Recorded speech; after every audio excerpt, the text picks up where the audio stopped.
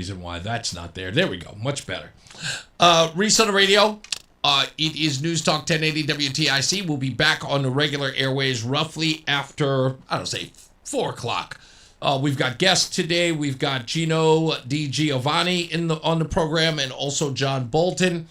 And we're going to talk about a lot of things that are happening in and around the news. Today, we're supposed to be getting a press release from the mayor of New Britain about the deadline for Aaron Stewart to pay back some $100 or something thousand to the city. And that deadline looks like it is not going to be met by Aaron Stewart or her camp. We will hear from the mayor as soon as we get that information. I want to talk to you about some reporting that was done by Mark from West Hartford, Mark Walsh, as I like to call it, Mark Walsh Reports. Sam the Man on the Street and I were also out at West Hartford, back at West Hartford Town Hall, where there was a rally for Seo, and I'm not pronouncing his last name because I'm going to go to screw it up. And they were holding a rally for him. As you may have seen it online, if you go to my Facebook page, or either of my Facebook pages, you can watch it yourself. There was some singing that was happening there, which I thought was very entertaining. And a little weird. I bumped into Josh Elliott at that event, and we spoke. Josh Elliott has told me that we are going to we're going to be graced with his presence on this very program. Happy to hear that. He says in 5 weeks, he and his assistant said they're going to be on the program. I don't think I've ever heard my audio sound this bizarre. But okay, that's the way it is. That's the way it's got to go. Again, plenty of news and plenty of views on the program today. And, of course, we have guests. We're going to talk about J. Allen Jones, Stevie Jones. We'll talk about Chris Murphy. We'll talk about, again, as I said, Aaron Stewart. We'll talk about the $25 pay increase that Chris Murphy wants to promote. And then last but not least, we'll talk about where we are as it relates to me with getting down to D.C., which I will tell you, everything seems to be in place. Everything is good and raring to go. I have to admit, folks, the only thing missing is you. The only thing missing is you. So if you are going to take a pilgrimage down to D.C., I hope you are. I can't wait to see you there. Surprise me. But I do have an announcement on that. And I'm going to talk about it tomorrow as well, even though we're online and we're not on a regular broadcast. This is important, so tell your friends. Okay. So, we had talked to the organizers at Freedom 250 to see if we could get inside the booth to do the live broadcast. It looked like it was coming, it was going to happen. But I say this, I begrudgingly say this. They were concerned about the popularity of the show. And I appreciate that. I really do. They were concerned about the popularity of the show so much that there would be people cramming into the event space and it would become a fire hazard. So they made us an offer. They said, you can't have people inside because there'll be so many people. If your show is as popular as everyone's telling us, there are going to be so many people inside. It's going to be mayhem and people could get hurt. And I was like, okay. They were like, well, we can do it outside. And I was like, okay, that's all right. Well, it's going to be pretty hot. Can we, maybe get a tent? And they were like, no, park department said you can't put a tent up. I was like, okay. So they had already had a designated area with a powerful internet source, powerful power source for the whole thing, and it's right by the main stage. So they really gave us like premier real estate to go there. I mean, they fought to get us this spot, and I am so grateful and so kind that they did. So I said to myself, okay, how are we going to accommodate the people who are going to go down to the booth, which will kind of be empty? So I told them, you know what? We'll show up early. We'll get there about 9 o'clock. We'll set up, get ready to go, and then we'll go down to the Connecticut booth, and if anyone shows up, we'll be there, we'll take pictures. Hey, kind of memorabilia. And they were like, that's a great idea. We'll totally set that up. And then I got a couple of phone calls and a couple of text messages. And then I got word, Reese, help is on the way. Oh, man. Help is on the way. It's on the way in so many ways. Now, forget about my team. My team, these crackpots, these weirdos, these ragamuffins, crazy people. Let me tell you something. I've got to pull the ripcord on all of these guys because they do crazy stuff. They jump out the window without a net, without a parachute. They are going to inside. I told you, I got to change Adam 12's meds. He's so hyper. Gino is in case. These two have become buddies. Like, Gino's got to calm Adam down for me. And then I got Sam the man, who is like the diligent one. He is anywhere and everywhere. And I gotta tie a bell to him and a balloon. Got to find out where he is. And Mark from West Hartford. I'll get into him later. I got a lot of praise for him today. But Mark from West Hartford, he's out there and he's ready to go. I gotta tell you, folks, I've never had a team like this. Because the truth is, I never had a team. I just never had a team. So I don't even know how to lead these guys. But aside from my guys, who have been absolutely instrumental in getting me down there. And I can't forget Joe and his brother, and I'm going to forget Jared. Joe and Jared, who are working on helping us with financing. But I need to give some people some shout-outs. First, Minority Leader, Vin Candelar.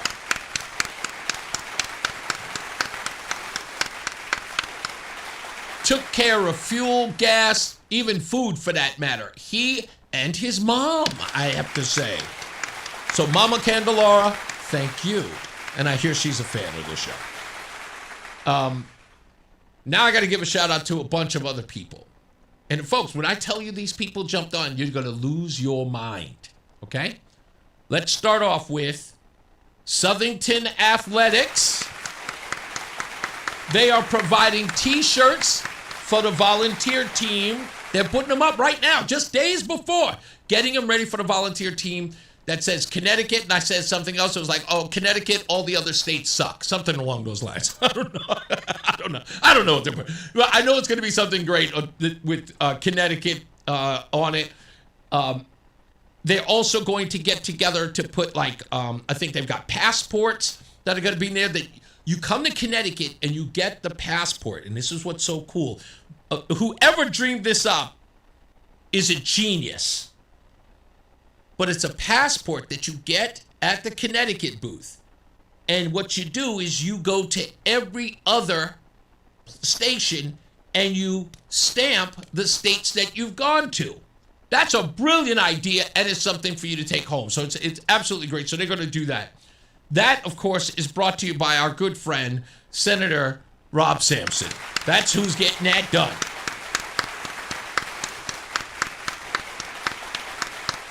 Representative Gail Mastrofrancesco. She is super duper uber Italian. You can't have a name that long and not be super duper. She's more Italian than all of you. Her name is Mastrofrancesco. She is the most Italian a person can be.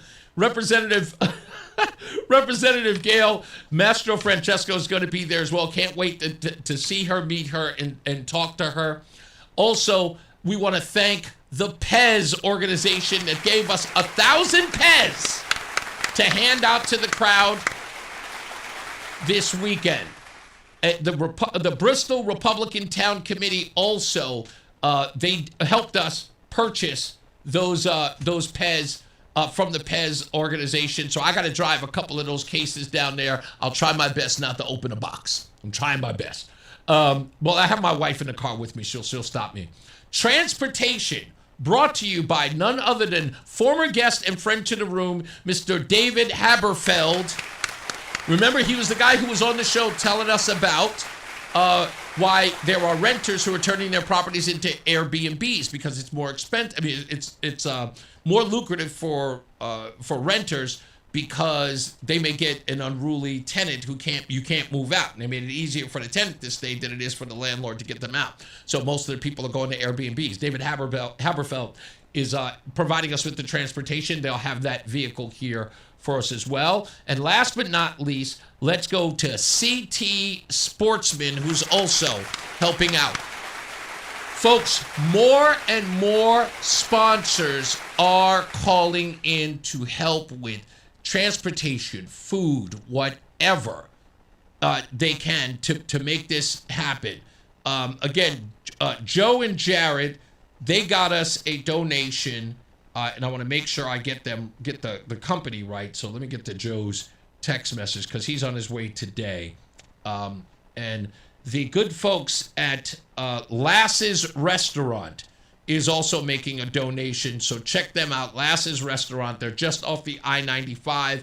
I looked them up yesterday. Food looks great, and that organization is fantastic. So we're very happy about that. Let me see. I'm getting a note here. Make sure to mention. Oh yeah, I didn't forget you. I promise, Susan. Susan says, make sure to mention Samson's team who got the vendor passes, who organized the Pez. So thank you to all of those folks on Rob Sampson's team. They are working diligently to get this popping and going. And this turned into something bigger than we expected it to be, but I kind of felt like it was going to be bigger than it was. And I'm so glad that people didn't hesitate to get on board. They worked behind the scenes and they didn't want to tell me what was happening until they got this stuff secured. Susan, who's been in contact with me for the last, I want to say 4 or 5 hours, maybe even a little longer. She's been letting me in on everything that's going on, all the stuff that's happening. What is this? Is this a statement from Lamont? Okay.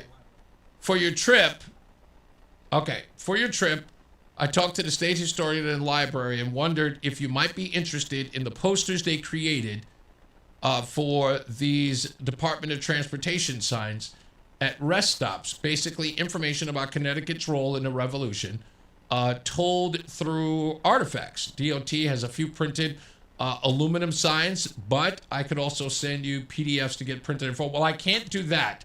So here's what I would ask them to do at the governor's office. If they wish to do that, and we totally appreciate them sending it over. What we would like to do, and I think it would be beneficial to them, if they could get somebody to deliver whatever posters they have and get them to us before 6 p.m. tomorrow. Yeah.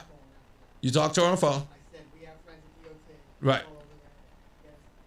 Oh, that's right. We do have friends at DOT. So they're big, she said. Okay. Volman can't get them. Okay, that's fine. Whoever. So Volman. shout out to Volman. It's perfect. Hold on. I can't take this call now because obviously this individual doesn't know that I'm on the air. So I will talk to him during the commercial break. Hold on. Let me say, please reach out. Okay. Blah blah blah blah blah blah. Okay. No, we're good. Okay, I'm just getting messages. There's so many people who are scrambling to do all of this stuff. So it's literally happening. You're sitting here watching this happen in real time. So many people are coming together here in Connecticut to get this done and to accomplish what I knew would be a great and beautiful thing. And there is no partisanship here. I hope that everyone understands that this is a unifying thing that we must have and that people are reluctant to do. And for obvious reasons, they are. It's some people almost say it out loud that they are apprehensive to reach across the aisle, to shake hands with the other side, or to be, I don't know, inclusive in any way. I hate to use these horrible buzzwords, but here's what I want people to understand. And this is something that can be done. If I may, I'd like to give some advice. All right. No one is ever going to pigeonhole me without my permission. I don't give a damn what the newspapers write. when they use lines like conservative talk show host. Those things don't define me. I'm not concerned about them. Some people will read that and go, you see what they wrote about you or how they called you or how they framed you? Okay. Who I am is defined by me. They do not have dominion over who I am, nor do they have dominion over you. You are who you are. You may not like conservatives, and conservatives may not like you. But that shouldn't stop you when you want peace, unless you don't. Now, see, if you don't want peace, fine. Be honest with yourself and just say, I don't want peace. I want to go to war with these people. Hey, dude, cool. I got you. Absolutely, man. I ain't trying to change you. You do you. I'm cool with that. You be cool with you. But those of you who talk a good game about, man, I wish we could get along. Well, be the change. That's all it takes. I just celebrated my 7th year of sobriety. And I put a video out talking about the back of the coin that we get on our anniversary. It says, grant me the serenity to accept the things I cannot change, the courage to change the things that I can, and the wisdom to know the difference. The reason why I used to say that prayer every day in my first year of sobriety was because everything used to get me angry and I wanted to react. But once I learned to say that over and over again, I realized I needed serenity to accept the things I cannot change. So those who want to go to war, I accept you. The courage to change the things that I can. And when it's the reason why they say the courage to change the things that I can, it's me. Me. I have to have the courage to change the things that I can. Regardless of the outcome, I have to change me. If I want things to be peaceful, why not start here? The most obvious place. If I want there to be peace, be peaceful. That's all. And that's what I want people to do this 4th of July. And as I said to Representative D'Amato, I said to her, we don't have to come together when there's a terrorist attack on our country and everybody grabs a flag and say that we're united. We don't have to have, after the Boston bombings and, Drakkar Tsarnaev is caught, we have this moment with Big Papi in the middle of the field, screaming, this is our bleeping city, where everybody rallies and says, yeah, Boston's strong. We cannot decide that we are strong as nutmeggers after tragedy. We have to be strong when there are none. We have to be strong all around, whenever we can. And this is an opportunity, especially with how instrumental this state was in this anniversary, in this birthday. Hell, Connecticut, we've got a great guest coming up on Friday that will kick off this event, 3 o'clock, so to speak. They're going to call in. They are historians here in Connecticut. And they have such a wild and fantastic story about why Connecticut was the standard bearer of those 13 colonies. Way ahead of the curve before any others. It will let you know the part of the history that you are a part of. And again, that's all you have to do this weekend. And watching these people, again, Pez, Bristol Republican Town Committee, David Haberfeld, Vin Candelora, Senator Rob Sampson, Representative Gail Mastrofrancesco, the most Italian person I've ever met in my life, Southington Athletics, and CT Sportsman, and more to come. With the people, again, like Joe and Jared, and everybody else, Vin Candelora's mom, the people who have joined together to do this. The only thing they cared about was being able to represent all of you and to support everyone in this state. To say, we're here because we're one of the biggest, when I say biggest part of why we're celebrating this anniversary, this birthday.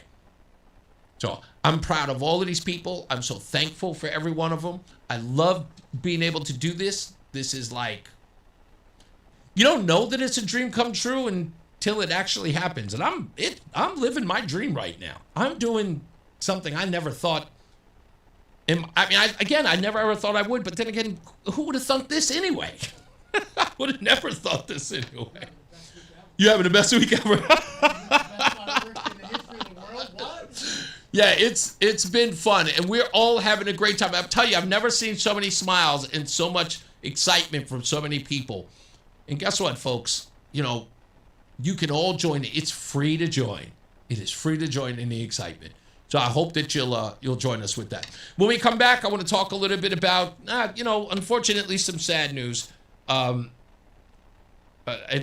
sort of give some praise to Mark from West Hartford, who had a great conversation with Mayor Arunin in Hartford today. Was it West Hartford?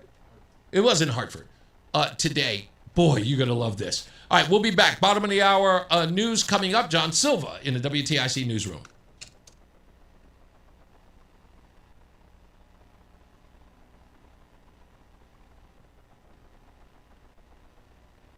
Yeah. Don't cancel me yet. Yeah. Give me yeah. Wake up, phone glow, score. Yeah. Don't cancel me yet. Yeah. Give me yeah. Wake up, phone glow, scrolling like, let's see. Everybody mad at somebody that's not me. New post saying breathing is offensive. I'm like, I just woke up, how am I a menace? One day, Char say, here we do the toxic. Tuesday, they need a strong man for the optics. One thread say, man, sit down, stay quiet. Next clip, where the girl is at, I can't find her. One show say my brain was kinda backwards. Same show, using Brahma slinging now, but after old folks school and did they shout in the segment. In crowd, where signature, we lost all our blessings. They like that's racist. Can't say that or raise it. Think twice strong and they basic. Whole world yelling that's racist. That's racist. Sip side same phrases. Dual same places. Whatever the day, the phrase is. That's racist. Turn on CNN panel, look at word.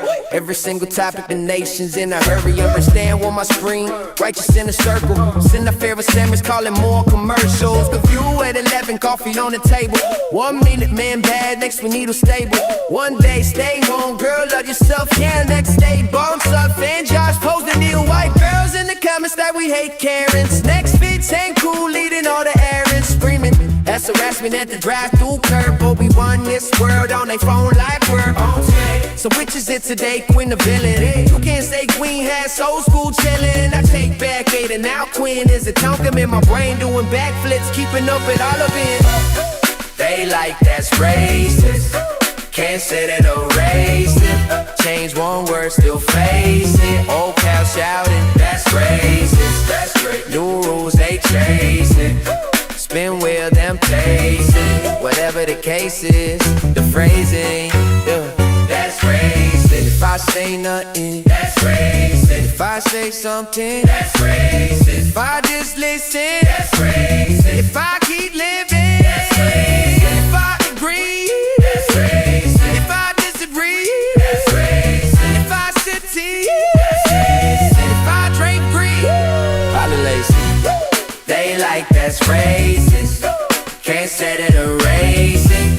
Think twice, song and they case it. Cold world yelling, that's racist. That's racist. Zip side, same phrases. Rules, same crazes. Whatever the day is, phrases.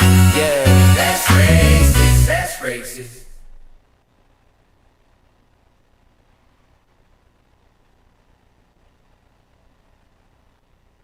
Pull up slow, black SUV, clipboard crew, DHSID. Lady in leggings, filming my plate, screaming, this is my block at the gate. Chill. You in the lane, phone in your face, arguing laws, you just Google today. We got a warrant and work to get done. You got a latte and yoga at 1. Ma'am, step back, 3 times said it. You quote a blog like the state senate, blocking the driveway, stroller red shield, whole revolution in the Whole Foods field. You beat the hood like a snare drum, wow. Think of the children. Why live on your dial? We tryna move, you tryna trend. Man, pick a lane. This where it ends. If you're attacking my car, I gotta hit and run. Leave me with permanent scars. I got hit and run. You try and push me too far. I gotta hit and run. No, I don't care who you are. I gotta hit and run. Short haircut, big minivan. I pay your salary. There she stands. Lean on the bumper, blocking the path. Cursing the sound while she's filming a rap. Ice is illegal. That's not a thing. Mascara smearing, patriotic ring. Friends in the comments cheering you on. But we got cuffs and a job to be done. You hit the hood with your protest sign. We hit the gas, stay inside the lines. You fake a limp, then hop and sprint when the tire rolls close to your tiny dent. Help! I've been crushed on the asphalt clean. Laying more drama than a daytime scene.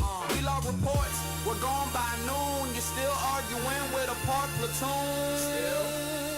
Still, if you're attacking my car, I gotta hit and run. Leave me with permanent scar, I gotta hit and run. You try and push me too far, I gotta hit and run. No, I don't care who you are, I gotta hit and run.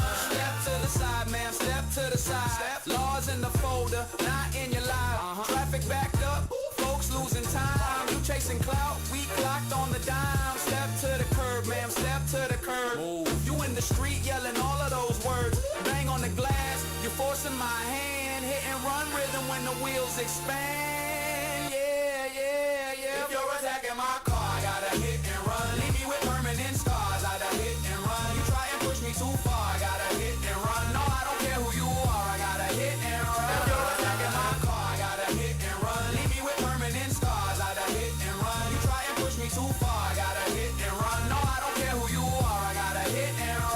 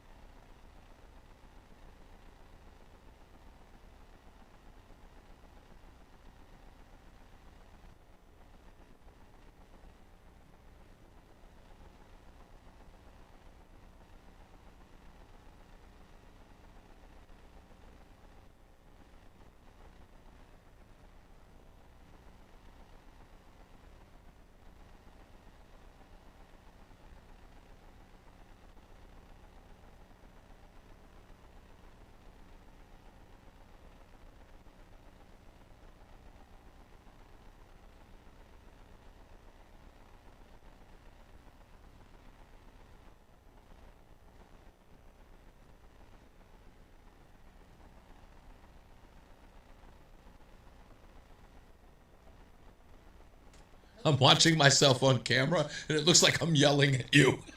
It does. It looks like I'm yelling at you.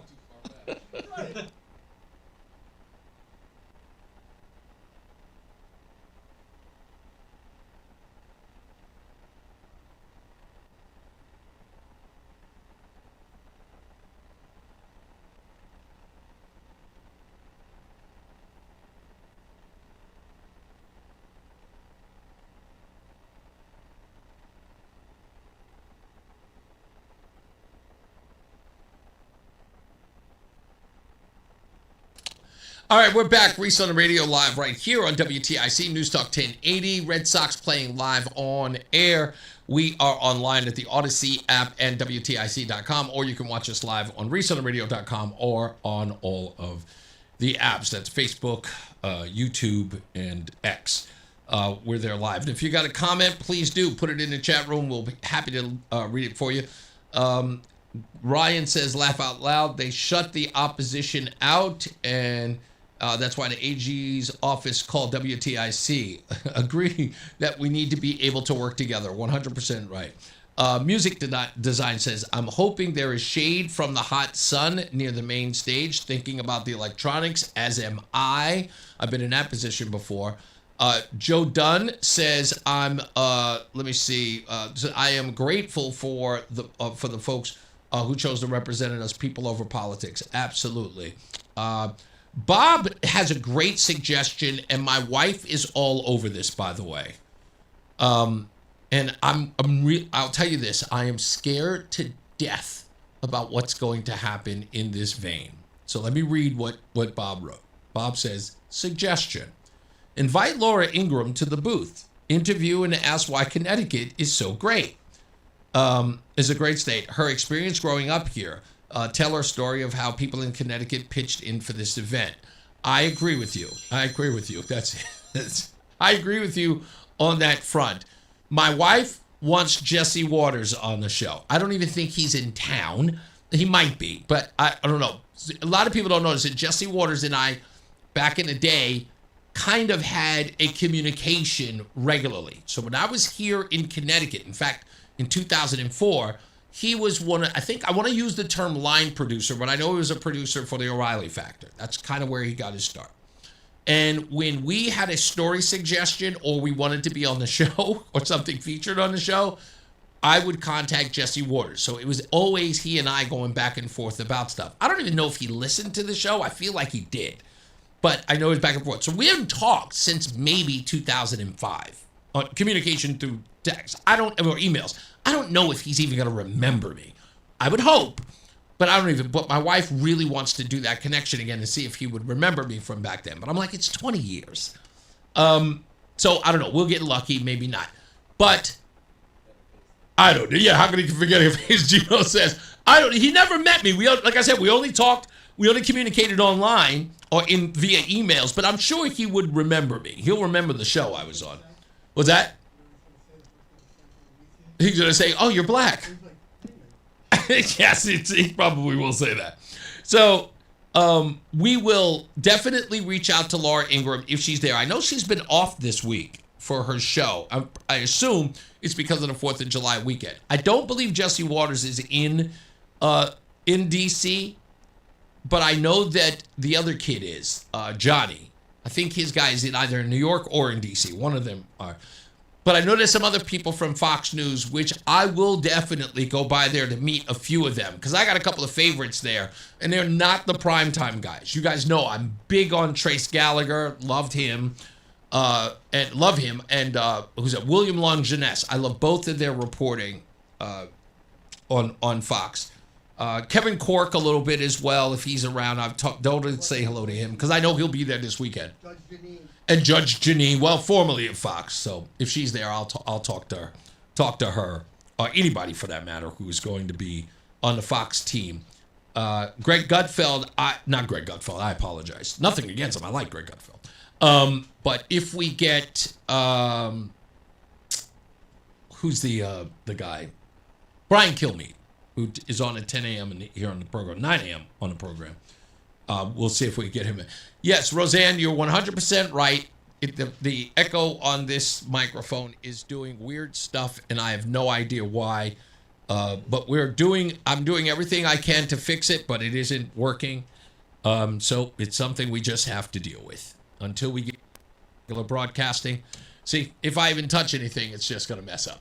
So it's just, it's one of those things when we deal with the regular change of the broadcast. So anyway, with that, let me see. That's taken care of. Oh, yeah, Michael A. Yes, my wife wants me to meet Tyrus. My wife believes that Tyrus and I would get along swimmingly. I mean, I guess. I think Tyrus is a fun person. I think he's funny. It'd be nice to meet him, I guess. He's not one of my favorite. He's my wife's favorite, which I think, now that you mention it, that's the reason why she wants me to meet him. So she can meet him. Aha! Aha! I'm on to you, lady. I'm on to you. I figured you out. Again, today on the program, I've got a couple of stories I want to get into, but let me start off by this one. Mark from West Hartford.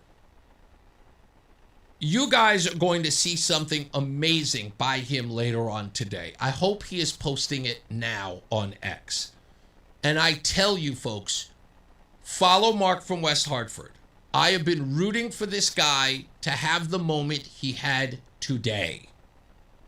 And when I tell you he knocked it out of the park, and he has, I don't know whether or not it's time, it's nurturing, vision, a different perspective, but he has figured it out.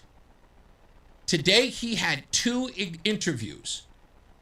One with Richard Blumenthal, which I have to admit was stellar. The best Mark has ever been in these exchanges with politicians. And then he had one with Mayor Arunin of Hartford, which has got to be some of the best journalism I've seen thus far. It was fair, it was smart, and he's got to post it. Can I do this for a second? Please indulge me. I have the video. Sam, you sent it to me, right? Let me do this. I'm going to see if I get this. And there's no language, so I'm going to play it in a very crude way. I'm just going to put the audio up there. So Mark ran into Mayor Arunin and wanted to talk to him because Mayor Arunin had not really publicly spoken or had been interviewed about the firing of Officer Joe Magnano, the officer who shot Stevie Jones. And Mark had very pointed questions to ask. And he asked around, like, what are the most important questions to this thing, to that thing? And he figured out this is where he was going to go. And Mark was ready. Yeah. But the chief didn't back you up. What are your thoughts on the chief saying, but that's an important question, and I'll end it. Because you know why I'm going to tell you this? I've called your office. Your communications department doesn't answer emails, phone calls. So this is an opportunity. In years, since how long you been a mayor now? 2.5 years. I probably have 30 requests into you. This is the first time I'm able to talk to you. You have never seen me before. Again, ask about me, Mark Walsh. Mark Walsh. I was at Engine 5. I was born on Anawan, lived on Windham, born on Anawan right up here, lived on Windham. I've got a lot invested. No. But just the last question was the chief. How do you feel about the chief not? I have a great relationship with the chief. How do you feel about him not backing up your decision to terminate him? Now, folks, you can't see this in the video, and this is the reason why it's important that Mark shows you this video. The aide that is with Mayor Arunin is shouting over him, if you heard the beginning. It said, we got to go, we got to be at this event. But Mark keeps pressing, and he's respectful. And he says to him, I can't get you. I've tried to get you. In that video, Mayor Arunin stops and gets out of the car to shake Mark's hand and to talk to him. That, ladies and gentlemen, is A+ journalism. That you compel the subject to get out and address the questions. Because Mark is going through the motions with him. He is getting him to respond. Arunin has to respond. If he bolts, it looks bad. Doesn't that mean something? He's never said that he doesn't back up my decision, but it's my decision at the end of the day. So if I ask him if he backed up your decision, the buck stops with me. And gotcha. It's not, so you didn't ask the chief to fire him before you fired him? I made a determination based on what I saw in Now, the question was, did you ask the chief to fire him at any point? I made a determination based on what I saw in the video. So you won't answer that? It's my decision to be made. Yeah. It stops with the mayor. But my question is, did you ask the chief to fire him? Oh, so you didn't ask him? I believe in taking responsibility yourself. Totally get that. Yourself. Totally get I'm that. a strong mayor, and that was totally my get that. prerogative. So if I was to say you didn't ask the chief, is that what you're saying? Did you ask the chief? I appreciate what you're saying. No. I'm asking you a question. It's yes or no. Did you ask the chief to fire Joe Magnano? I made it. It was my determination to be made. He was a probationary employee. That's not the question. Ultimately, I get it. You made that determination, but the question was if you asked the chief to fire him, and you won't answer me. Come on, that's not going to look good. That's how it's done. That's how it's done. And for those of you who have rightly criticized Mark from West Hartford, Mark Walsh, about his interview style, remember what your critique was, right? He comes in like a bull in a china shop. But that, come on, folks, what he got the mayor to not admit was the key to all of this, is whether or not he asked the chief, and that's on record, and he refused to answer. And when a subject refuses to answer a direct question that is instrumental to the firing of Joe Magnano, that is important. That is important. And great journalism by him. I give him so many props for that. I screamed at him on the phone. I'm yelling on the phone. I was like, who is this guy? I don't know this Mark. This isn't the Mark I know. What did you do with Mark from West Hartford? Absolutely stellar work, Mark. And I think he right there, that is a signature that to me, that says everything about Mark from West Hartford. He is going places. He is going to be a force to be reckoned with, and just keep watching him. If you're not following him, follow him now. He has my endorsement as a stellar guy. Now, on that vein, we have this story about Joe Magnano and Stevie Jones. And I've been thinking about this for the last couple of days. I was talking to Adam 12 earlier this morning about it. And I said, something doesn't jive. There is no consistency here. And it goes a little something like this. There was deadly force used in the cases of Stevie Jones and J. Allen Jones. Without a doubt, right? Stevie Jones, 55-year-old, shot by Hartford police on February 27th during a mental health episode on Blue Hills Avenue. His sister called 911 because he was cutting himself and holding a large knife. Multiple officers arrived. Body cam and dash cam video released by the State Office of the Inspector General within days shows 3 officers trying to talk him down and even attempting a taser. Officer Joseph Magnano arrives later, gun drawn, and the situation escalates. Jones, knife in hand, blade pointed down, walks slowly towards Magnano, fires 9 times. Jones dies days later. The medical examiner ruled it a homicide. The OIG report didn't hedge. It called the shooting unjustified and said that Magnano recklessly engaged in conduct that created grave risk of death. Hartford's mayor viewed the video and terminated Magnano in March. In May, the same OIG office charged him with first-degree manslaughter. He was arraigned by June 5th.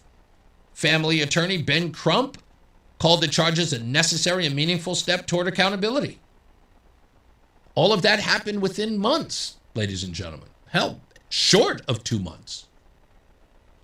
Now contrast that with J. Allen Jones. J. Allen Jones, 31-year-old inmate at Garner Correctional Institution in Newtown. He died on March 25th, 2018, after an encounter with corrections officers in the mental health unit during what officials described as a strip search. The state medical examiner also ruled his death a homicide. Blunt trauma, restraint, pepper spray exposure, plus his pre-existing conditions. Asthma. Having a mental health episode. For 8 years, the Department of Corrections and Attorney General's office fought the court to keep the prison surveillance video sealed. They argued it would create security risk and inflame the public. A judge finally ordered a redacted version released last Friday. The video is difficult to watch, shows multiple officers delivering knee strikes, stripping Jones naked, placing a hood over his head, pepper spraying him, and restraining him on the bed while he wheezes and begs for water. There's a documented delay of over 7 minutes before staff fully recognize he's in distress. He's later moved naked to a wheelchair, given CPR. Officers can be heard saying they're trying to help and that he's resisting in all directions. The Stevie Jones video was out in days. Independent review, firing, criminal charge followed J. Allen Jones video, buried for 8 years despite a family lawsuit and a homicide ruling. That's not transparency, folks. That's resistance. J. Allen Jones's footage is more damaging to the broader image of correction staff and the system. It shows a group response to a naked, hooded, restrained man clearly in distress inside a controlled facility. The Stevie Jones video shows one officer who they say is out of step with his colleagues. The context matters. A knife in the street versus a strip search in a mental health unit. But the visual of prolonged group force on a vulnerable person hits harder for most viewers, you would think. But it didn't. Stevie Jones got immediate family press conferences, Ben Crump, and a sustained coverage that helped drive the accountability.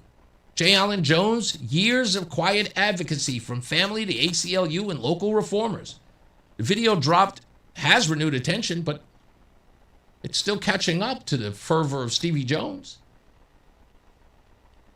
As far as public official statements on Stevie Jones, the OIG used direct language, not justified, reckless action. On J. Allen Jones, Governor Ned Lamont said his heart goes out to the family and called it devastating, a tragedy.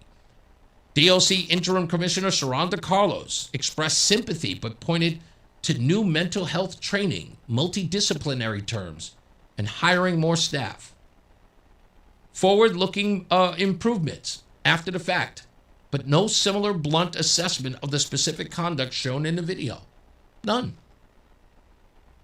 The reasonable takeaway is mental health crisis situations are hard. Officers and correction staff deal with dangerous, unpredictable situations. But when one case gets swift, independent video release and concrete accountability, while the other requires 8 years of litigation to see what happened, it raises fair questions about the consistency and institutional trust. One video forced a reckoning in real time, and the other had to be pried out of the state's hands. The public can handle the truth in both cases and should get it without a runaround. That's the difference. Now, why is all of that important? Because there are some people who are calling for the impeachment and, if not, the resignation of the Attorney General. It hasn't hit any fever pitch yet, but it will. Do me a favor. In that, you're going to see a plastic folder in the side. That thing right there. Should be a plastic folder sitting there. Yeah, just that one there. Thank you.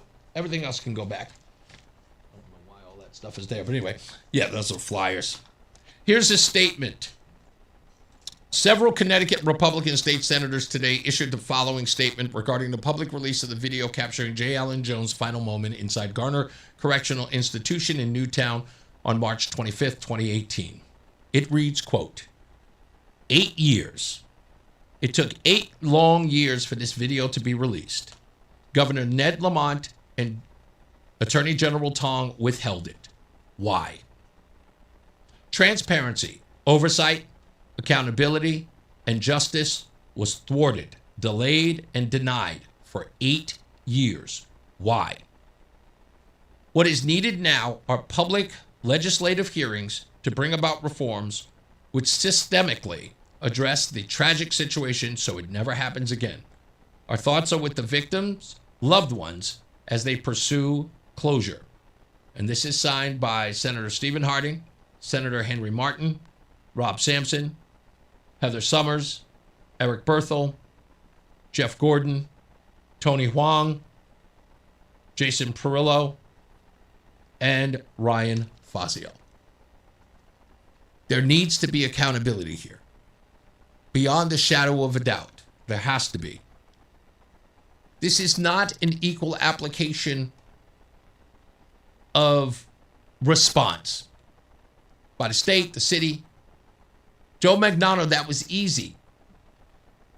But these are, in essence, 2 black men. And I look at this as like the severity of what happened between the two. Stevie Jones was cutting himself with a knife, was running from officers. You saw that video, in between cars. That's a volatile situation. And people said he was having a mental health episode and it should have been de-escalation. But what do you call a mental health episode where 6 members of the correctional facility are holding a guy down who is shackled and thrusting their knee into him? Look at both images. You guys cried out. You screamed. In fact, Corny Betts said in front of the Supreme Court in Hartford, the video speaks for itself. Well, you know what, Corny? You're right. The video does. The reason why they held it for 8 years is because the video speaks for itself. But you know what? I didn't see you out there. I haven't heard one word from you. And when we went down there in October to get this video released, when there were public statements, when his mother showed up, his mother showed up to make public statements about getting her son's video release, his death, the video of his death release. Weeks later, you went to the very office of the guy who kept that video from being released to go cheese with him. And now you sit up here, I ain't never going on your show. Yeah, I know why. I know why. You're scared to death. You ever come on this show, you'll be exposed. Like the naked bum you are. Let's get to the top of the hour news.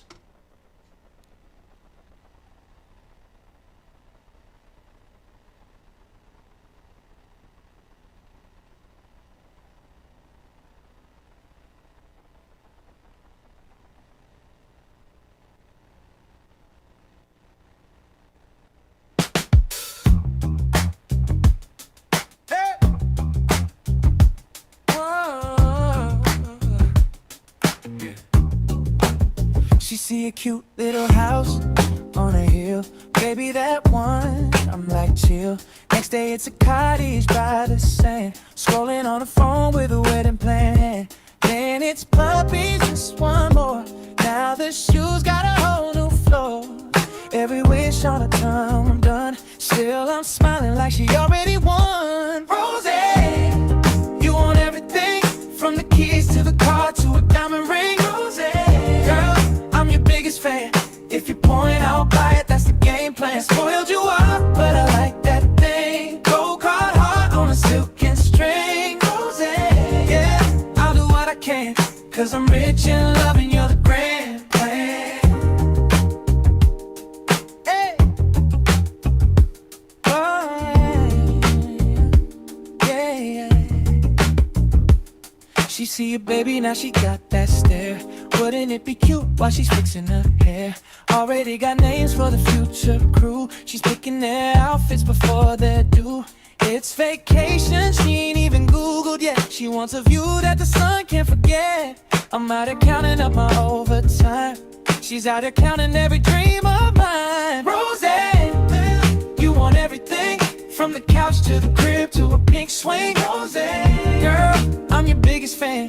If you point, I'll buy it, that's the game plan. Spoiled you up, but I like that thing. Gold card heart on a silken string. Rose, yeah, I'll do what I can, cause I'm rich in love and you're the grand plan. You say I just laugh and find the receipt. Cause every wild little wish you make feels like a gift I get to take. Rose, you want everything, from the moon to the yard to a nose ring. Rose, girl, I'm your biggest fan.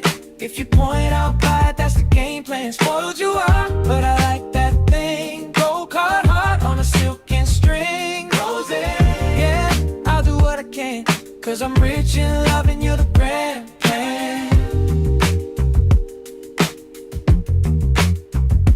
Rose,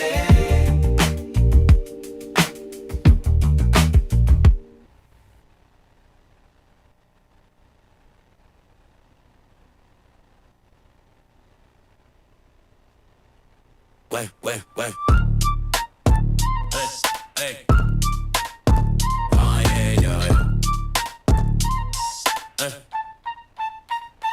Chris scrolling doom, thumb on patrol. Every fresh post pulling on his soul. Calls go dip, there he go again. Typing all caps like he lost a friend. Did you see this clip? 10 texts in a row. He's arguing a segment from 3 nights ago. Staff in the doorway whispering, bro. Hide the remote, change the channel to a show. Sorry, Chris, we gotta take your phone. Can't have you spiral when you're all alone. Turn off the talking heads, breathe, get gone. Trump derangement syndrome.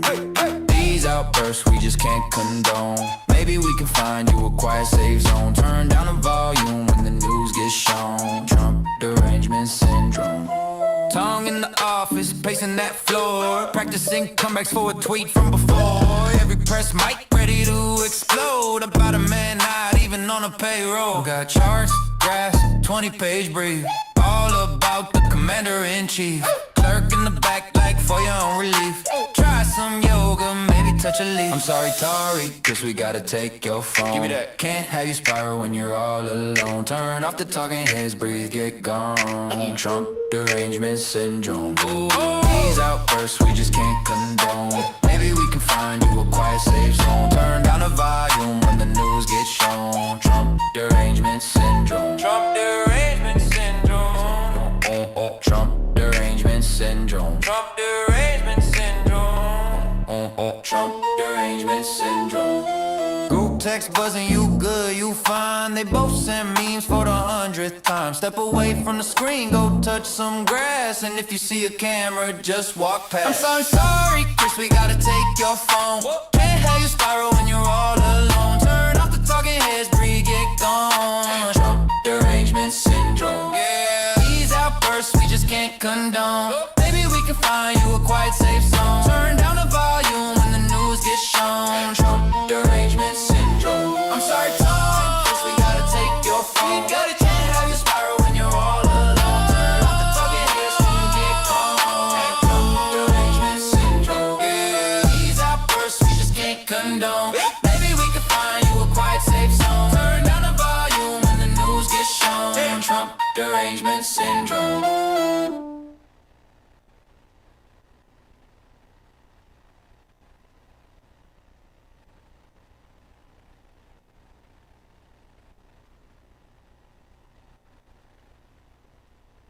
Every time he talk, they jump. Flip the script, hit the front, yeah. Turn a typo to a bomb. Man, chill, what's going on? Trump said, what? Whole room freeze up. Turn a little post to a 5-alarm bust. Like Trump said, what? News feed erupt. Every single word like the sky going bust. Like Trump said, what? Talk headline up. Pointing at the screen like they calling in a bus, yeah. Trump said, what? Can't get enough. Say his name once, that's a week-long rush. Wake up, same thing, who spent on the panel. One line, now they treat it like a 5-part channel. He sneeze, breaking. He blink, shaking. Got him camped by the phone, just waiting. Truth post drop, now they pace in the lobby. Got 6 experts for a 6-word hobby. Zoom in slow-mo, frame by frame. Read lips, read tea leaves, read that name. Every chiron loud in the lower third box. World on fire over 10 small thoughts. Man, click, click, ratings rise. They don't blink, they dramatize. Trump said, what? Whole room freeze up. Turn a little post to a 5-alarm bust. Like Trump said, what? News feed erupt. Every single word like the sky going bust. Hey, Trump said, what? Talk headline up. Pointing at the screen like they calling in the bus, yeah. Trump said, what?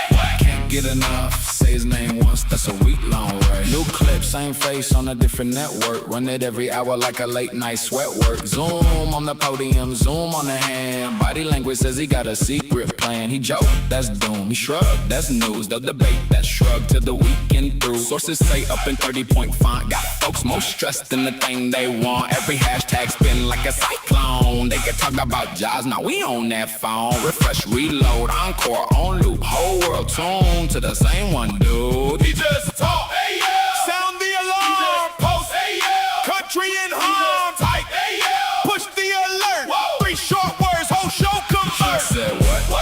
Whole room freeze up. Turn a little post to a 5-alarm bust. Like Trump said what? News feed erupt. Every single word like the sky going bust. That Trump said what? Talk headline up. Pointing at the screen like they calling in the bus, yeah. Trump said what? Can't get enough. Say his name once, that's a week-long rush.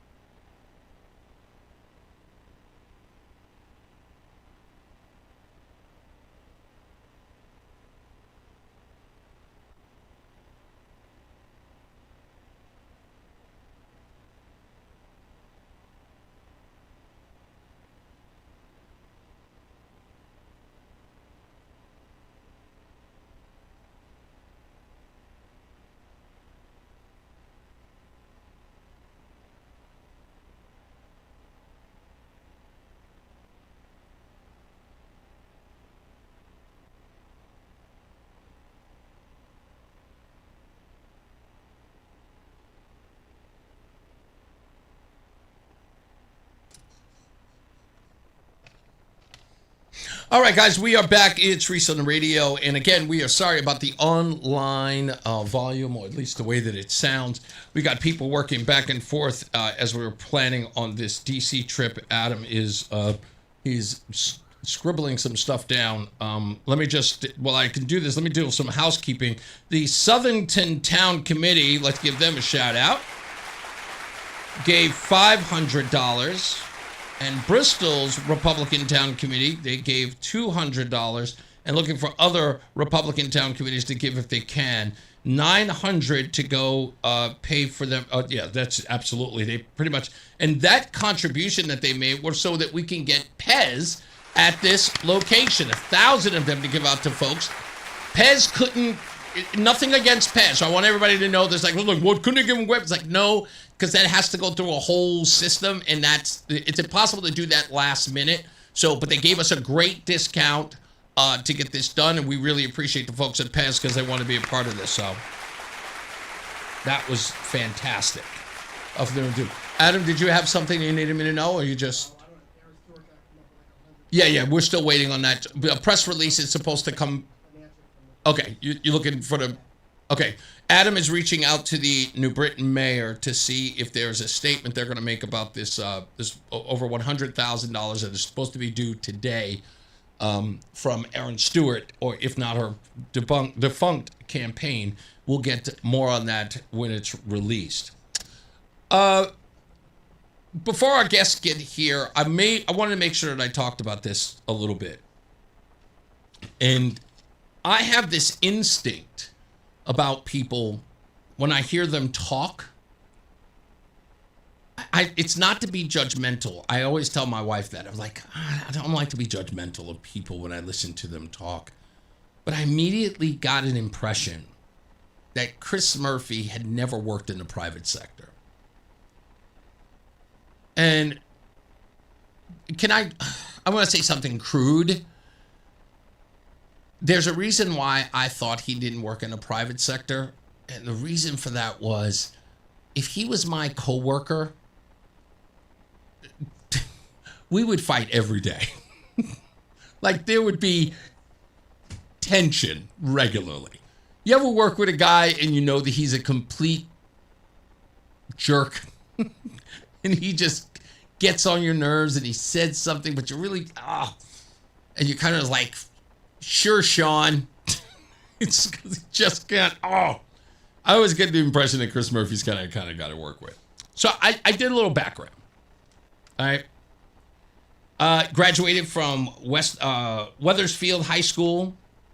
He earned a BA in history and political science from Williams College in 1996 with honors, including a junior year abroad at Exeter College, Oxford, through the Williams Exeter program. He received his JD, his degree from the University of Connecticut School of Law in 2002. Immediately after college in 1996, Murphy's activities were political, all governmental. In 1996, he managed Charlotte Koskoff's unsuccessful Democratic campaign for the U.S. House against longtime Republican incumbent Nancy Johnson. From 97 and 98, he worked as a staffer for the Connecticut State Senate Majority Leader George Jepson. In 1997, he was elected to the Southington Planning and Zoning Commission. Served from 97 to 1999. His legal career, after graduating UConn Law in 2002, he practiced real estate and banking law at the Hartford firm Rubin, Johnson and Morgan. So I guess, okay, there's a little bit of, getting your hands dirty. Official biographies, including his Senate website, list this as his professional background. He maintained elements of his private practice while serving in the Connecticut General Assembly. Okay, so it's a regular job. But he was always into politics. And it just is. He's just politics. But he worked as a lawyer. Now, why do I bring this up? Why is this relevant at all? Well, you know that Senator Murphy is proposing a $25 an hour minimum, raising the minimum wage 3 times. Over 3 times as much. But I found out something interesting about all this. is who does Chris Murphy intend to hurt with this $25 pay raise? And people were saying, what do you mean he's trying to hurt people? Well, he is. And he's going to hurt what I would like to consider very vulnerable people, very vulnerable working class people, people I like.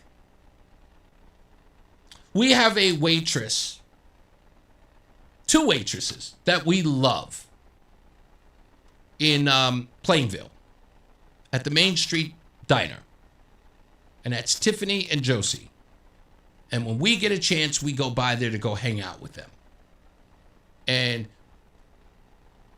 Josie, we see her less often than we do Tiffany, but we love them both.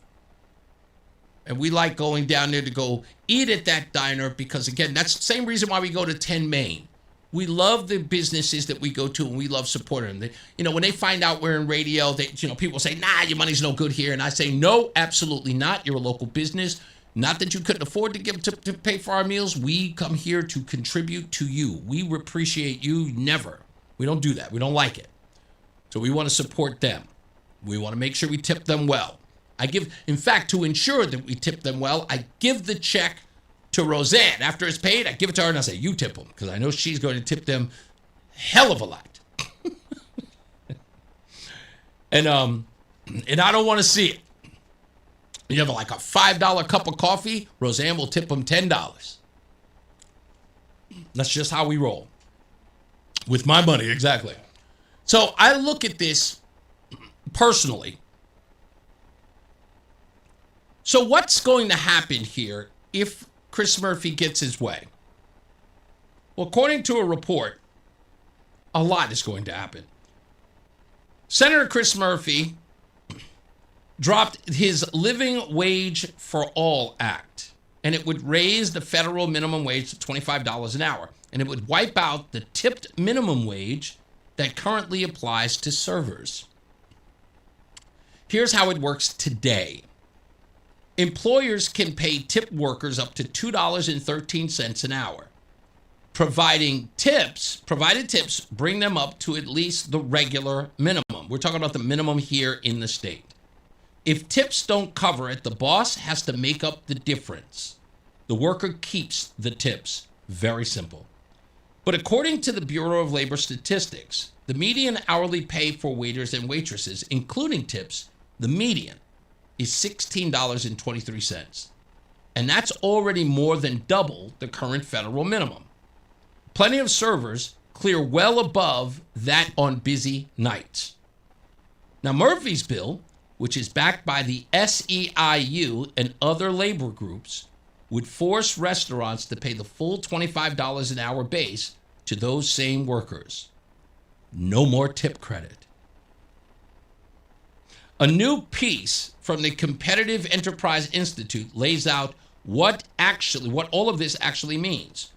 Restaurants are already dealing with high food costs and tight margins.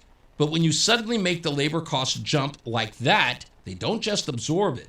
They cut shifts, they cut jobs, they speed up automation, more QR codes, more kiosks, fewer people on the floor. Now, everybody knows we've seen this before. Washington, D.C., they phased out the tip wage a couple of years ago. Restaurants started closing at a noticeable clip. Owners pointing out the high labor cost as a top reason. The city council eventually had to walk it all back. Chris Murphy works in Washington.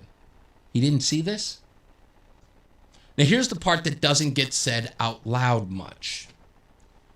Union workers, you're going to be mad at me. I accept your ire. But Chris Murphy's $25 an hour program benefits you. And only you. It doesn't benefit the workers. Now, Chris Murphy could have signed on to the idea of the tipped workers keeping more of their money. No taxes on tips, ladies and gentlemen. He could have. He chose not to.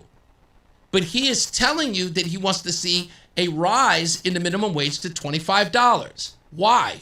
Because now you can unionize the one area that the unions can't touch or haven't been able to touch: waiters and waitresses. You see, With the current structure at 213 for the wait staff getting their tip money, unions can't unionize, and you get no dues. Unions need dues. How do they survive? So when you have somebody like Chris Murphy who's always talking about cronyism, who does he think this serves? It doesn't serve the worker. See, the worker can look at that and go, $25 an hour, that's great. But if you were to ask any waitress, and trust me, we have, and said, what would you rather have, a flat $25 an hour wage or to have tips? I know some of these girls, I'm not going to lie, some of them are very attractive. If you got an attractive waitress working in your establishment, ask her if she wants to remove the tips and take $25 an hour. She'll look at Chris Murphy right in his face and say, boy, you crazy? Not with the money that I'm getting. Not with the money. And again, that's how it works. That's how it works. These folks love that structure. They love that structure because, again, it's almost like operating as a private business, right? The more customer service you give, the more tips you receive. Now you're going to take that out of the equation. Unions have been trying to kill tipping for years, not just because it hurts workers. It often lets good servers earn more directly from their customers, but because tips go straight to the customer, from the customer to the employee, they bypass the employer. And they bypass the union's abilities to negotiate and control that money. Jobs where tips make up most of the pay have always been harder for unions to organize.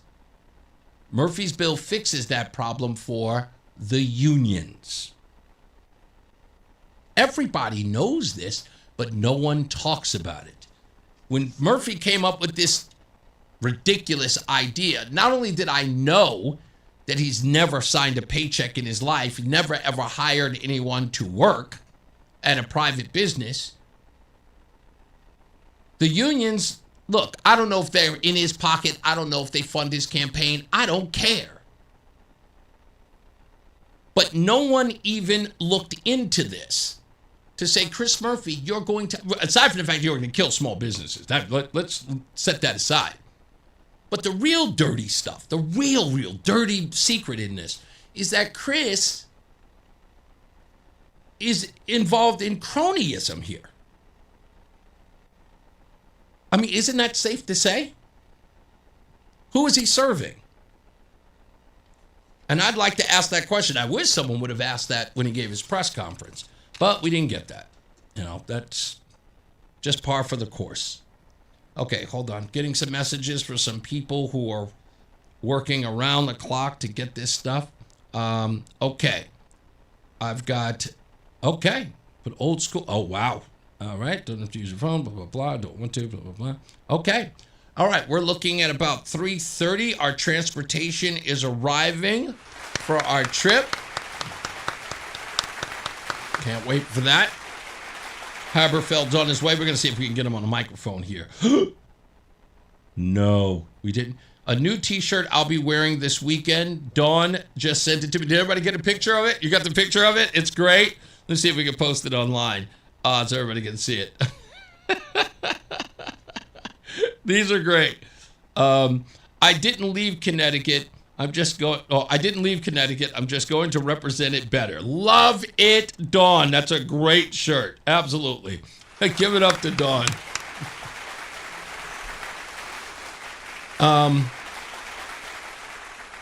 Murphy's never struggled. His dad was the managing partner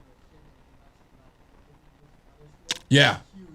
Yeah, exactly. Okay. Michael A. says, can you imagine Murphy on a Habitat for Humanity project? I don't know. He should. That'd be great for his image. Huh? That's where he's been. Like Yeah. I'm helping everybody. Yeah. Matter, everybody. I always tip with cash. This way I know that she gets it not through the credit card system or the employer. Ned, that is a really good point.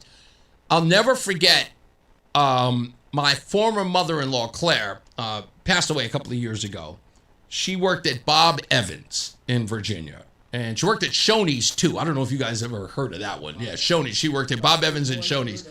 Yeah, so she would always say that the people who tip in credit card, you know, that revenue usually came back to them at the end of the week or something like that. They couldn't get it instantly, so they loved having cash. That's a really good point.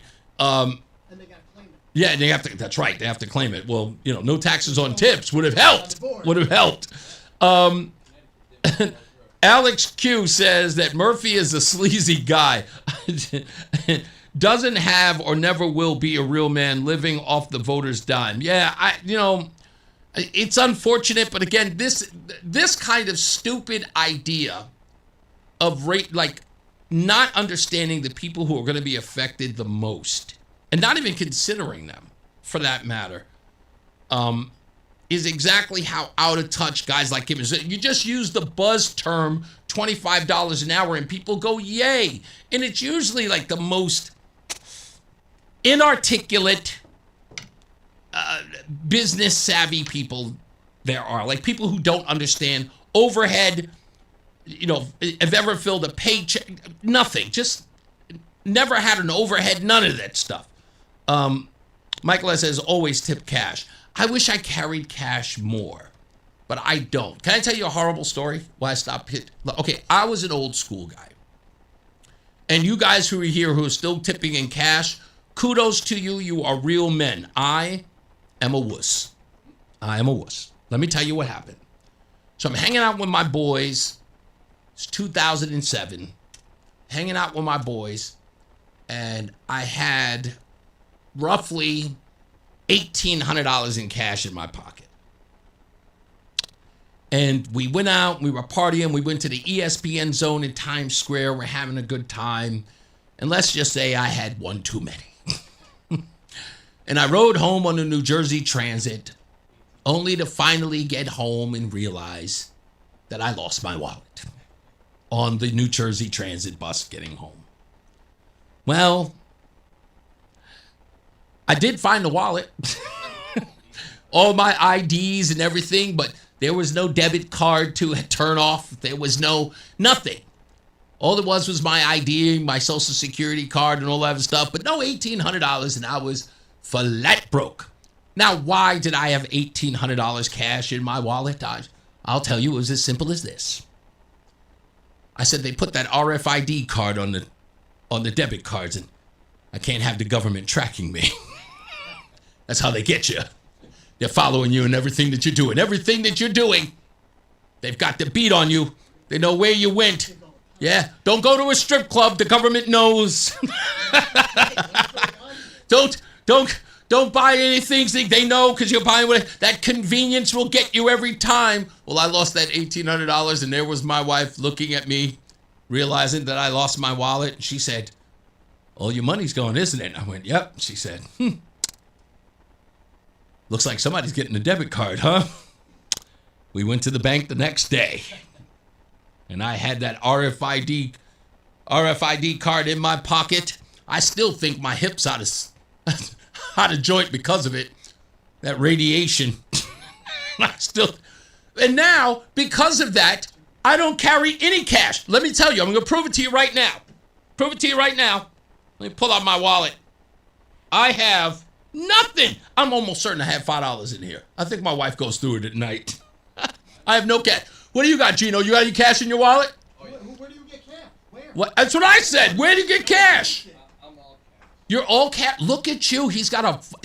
What do you call that? All dollar bills. All dollar bills. Somebody's visiting a stripper. Who's got a money clip? Look at you, Montgomery Burns over. This is the old, Wait a minute, is that the elastic band off the broccoli? Is that the elastic band off the broccoli? Okay, let's. Okay, I was gonna say, give it up because you couldn't be more old school than the elastic from broccoli. He's like, I got my cash my cash clip from the Stop and Shop in the produce section. Yeah. So Adam, no cash. Sam, no cash. I've been married 25 years. I have no Yeah, your problem is, again, well, you're like my problem is like, why have cash? You have to give it to your wife anyway. Yeah, that's certain. All right, we got to take a break. Bottom of the hour news coming up with John Silva. More when we return, and plus our guests. It's Reese on the radio.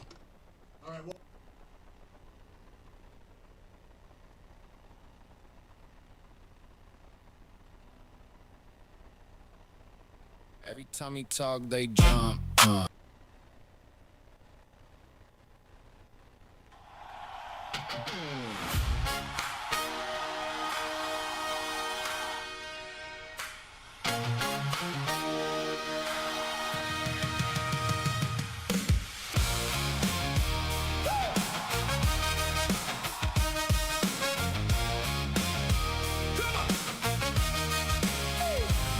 We heard the word that the suits won't come. Governor stayed home, but the beat goes on. Packed up the car, hit the road, headlights on the dawn. If they won't stand for the people, then the people carry on. Lines of flags on the avenue, stars stitched in the night. Every step we're taking now, walking closer to the light. From a small town station to the nation's open door, where the echo of the voices that they try to ignore. From CT to DC to celebrate 250, we showed up for the dream, 'cause the dream runs in we. On the air in the square, where the whole world can see. From CT to DC to celebrate 250.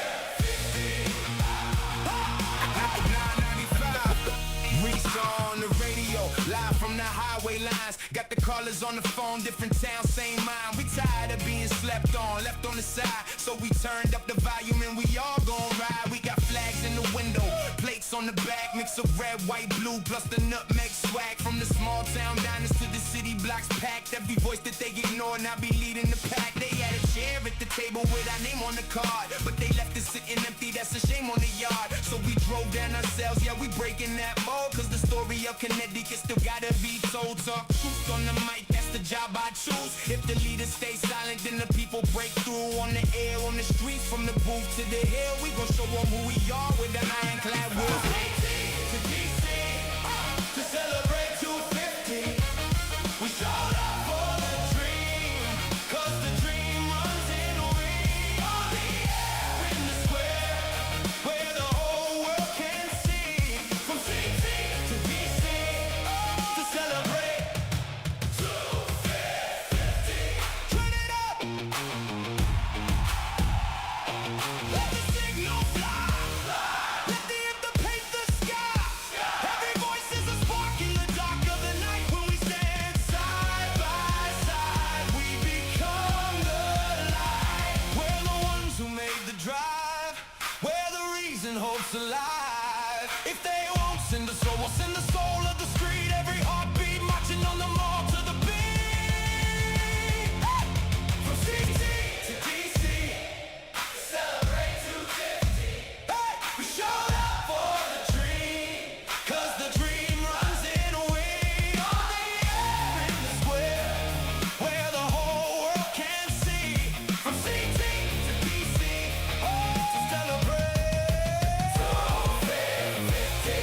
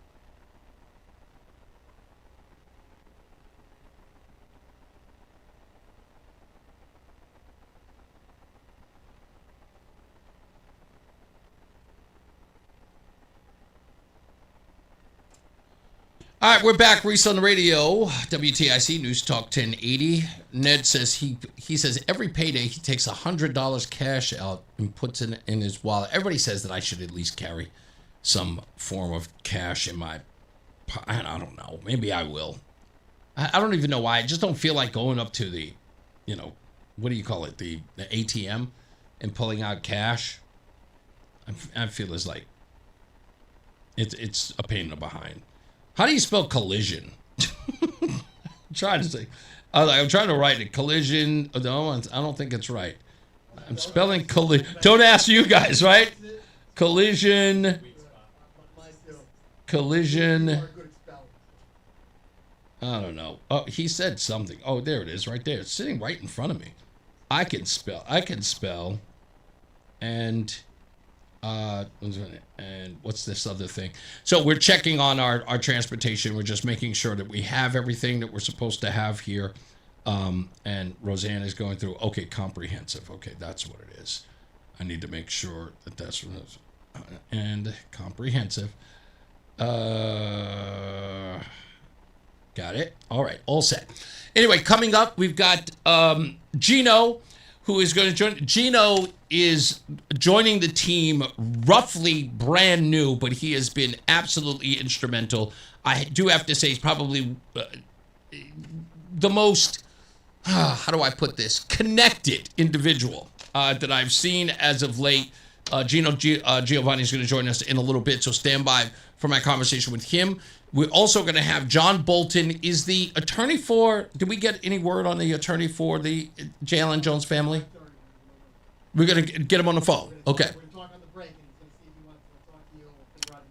Okay. All right. So it looks like, yeah, we're going to do a pre-interview with the attorney involved in the J. Allen Jones case and see if we can talk to him and see if he'll come on air to talk about his client, of course, the family of J. Allen Jones, his mother, Jessica Jones, who we've tried to get on a program. But she is, and I have to say this from the bottom of my heart, she has got to be one of the most respected people in all of this because she has not been fame-seeking.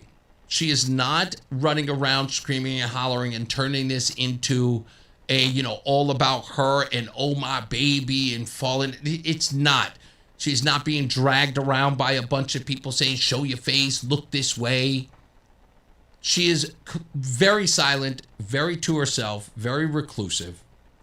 And she only wants what's right in all of this. And so we're going to see where this goes and how the state's going to either make this right or they're going to fight it. And so we'll talk to them. John Bolton's here. He's got a statement, as I already read, statement from the Republicans. I'll talk to them coming next week. Speaking of next week, let's get to a couple of those things, some housekeeping. This is important. Let me see. So Friday, how are we doing this? Friday, before the show at 2 p.m., I'm calling in to the morning show. Corey Myers will be filling in for Brian Shackman. I'll be on at 8:50 with them to talk about what's going on in D.C. Then at 3 o'clock that day, I will have Tom and Debbie on the program. They are from, and I want to make sure I get the right name of their institute because, again, I'm always, screwing it up if I don't get it right, because I don't have anybody in front of me. The Institute of Connecticut History. They're going to be our guests on the phone. They want to be in D.C., but they had other arrangements. I called them too late. But they are going to be on the line. Tom and Debbie, who are guests here, they were the ones who ran the retreat that went down to D.C. back in May. And a bunch of you folks joined them on a bus trip to D.C. They wanted to be down there for this, but they have other plans. And although unfortunate, they really did want to come. They were trying to get out of their plan so they can be there. But they're going to call in and they're going to share with us the rich history of Connecticut and why Connecticut's history is so significant to this 250th birthday. So Tom and Debbie will be here on that day. Then on Saturday, I will be on with Morgan Cunningham at 11 a.m. Morgan Cunningham has his afternoon show or late morning show at 11 o'clock on Saturday on Independence Day. I'll be on with him to talk to him about, our 4th of July celebration and all that good stuff. And then we will be on at noon on the 4th of July, talking to people in and around there. We'll talk to strangers. We're going to be in a very main square. So people who just walk by, who might stop by and listen to the show, who might be from Connecticut, they will join us. And we'll tell everybody where we are located. So if you are not following Reese on the Radio online, you got to go to reeseontheradio.com. Follow us on all the social media, and that means everything from Facebook to X to YouTube. We are going to be posting videos all day telling everyone where we are. So if you want to come by and give a shout out to your family or your friends, you can do that during our broadcast on Friday from 2 to 6 and on Saturday from noon till 3 if you're there on the 4th of July. And we're looking forward to that. We're going to have plenty of guests, plenty of people who are down there, representatives, people running who are elected officials, and the whole shebang. And, of course, you can call up live at 860-522-WTIC, 860-522-9842. Can somebody do me a favor? Can somebody check the Red Sox score for me, please, and see if there's something there? Okay. Then, when we get back, we have on Tuesday at 3 p.m., we are going to speak to Senator Richard Blumenthal. We will be talking to him, of course, about Seo, the individual who's detained by ICE, and we will also talk to him about DQuat. I sent him some new information. I know he has it, and we're going to have a very intense conversation about that. Are you kidding me?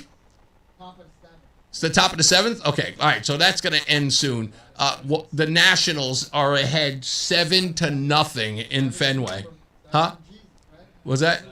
Yeah. So, oh, goodness gracious. And so that's almost over. Also, on Wednesday the 8th next week, we're going to be talking to Mayor Ellen Sasso. Sassu? What's that? And Tim Terwilliger. Both of them will be in studio to talk about what Tim was here to talk about yesterday, and that is the drugs and the vagrancy that's happening on his property in and around Bristol. So they'll be here on Wednesday next week. I don't know if we have anybody else that's coming in next week, but I feel like we're missing somebody. So I may need to fix that because I know I made some arrangements for some. Friday is Gasso? Oh, Mike Grosso isn't on Friday. That's right. That's right. And that's next Friday? 18th, or no, the 18th. Oh, the 18th. Okay. Well, we don't have to, the 18th is Saturday, so it's not that day. Huh?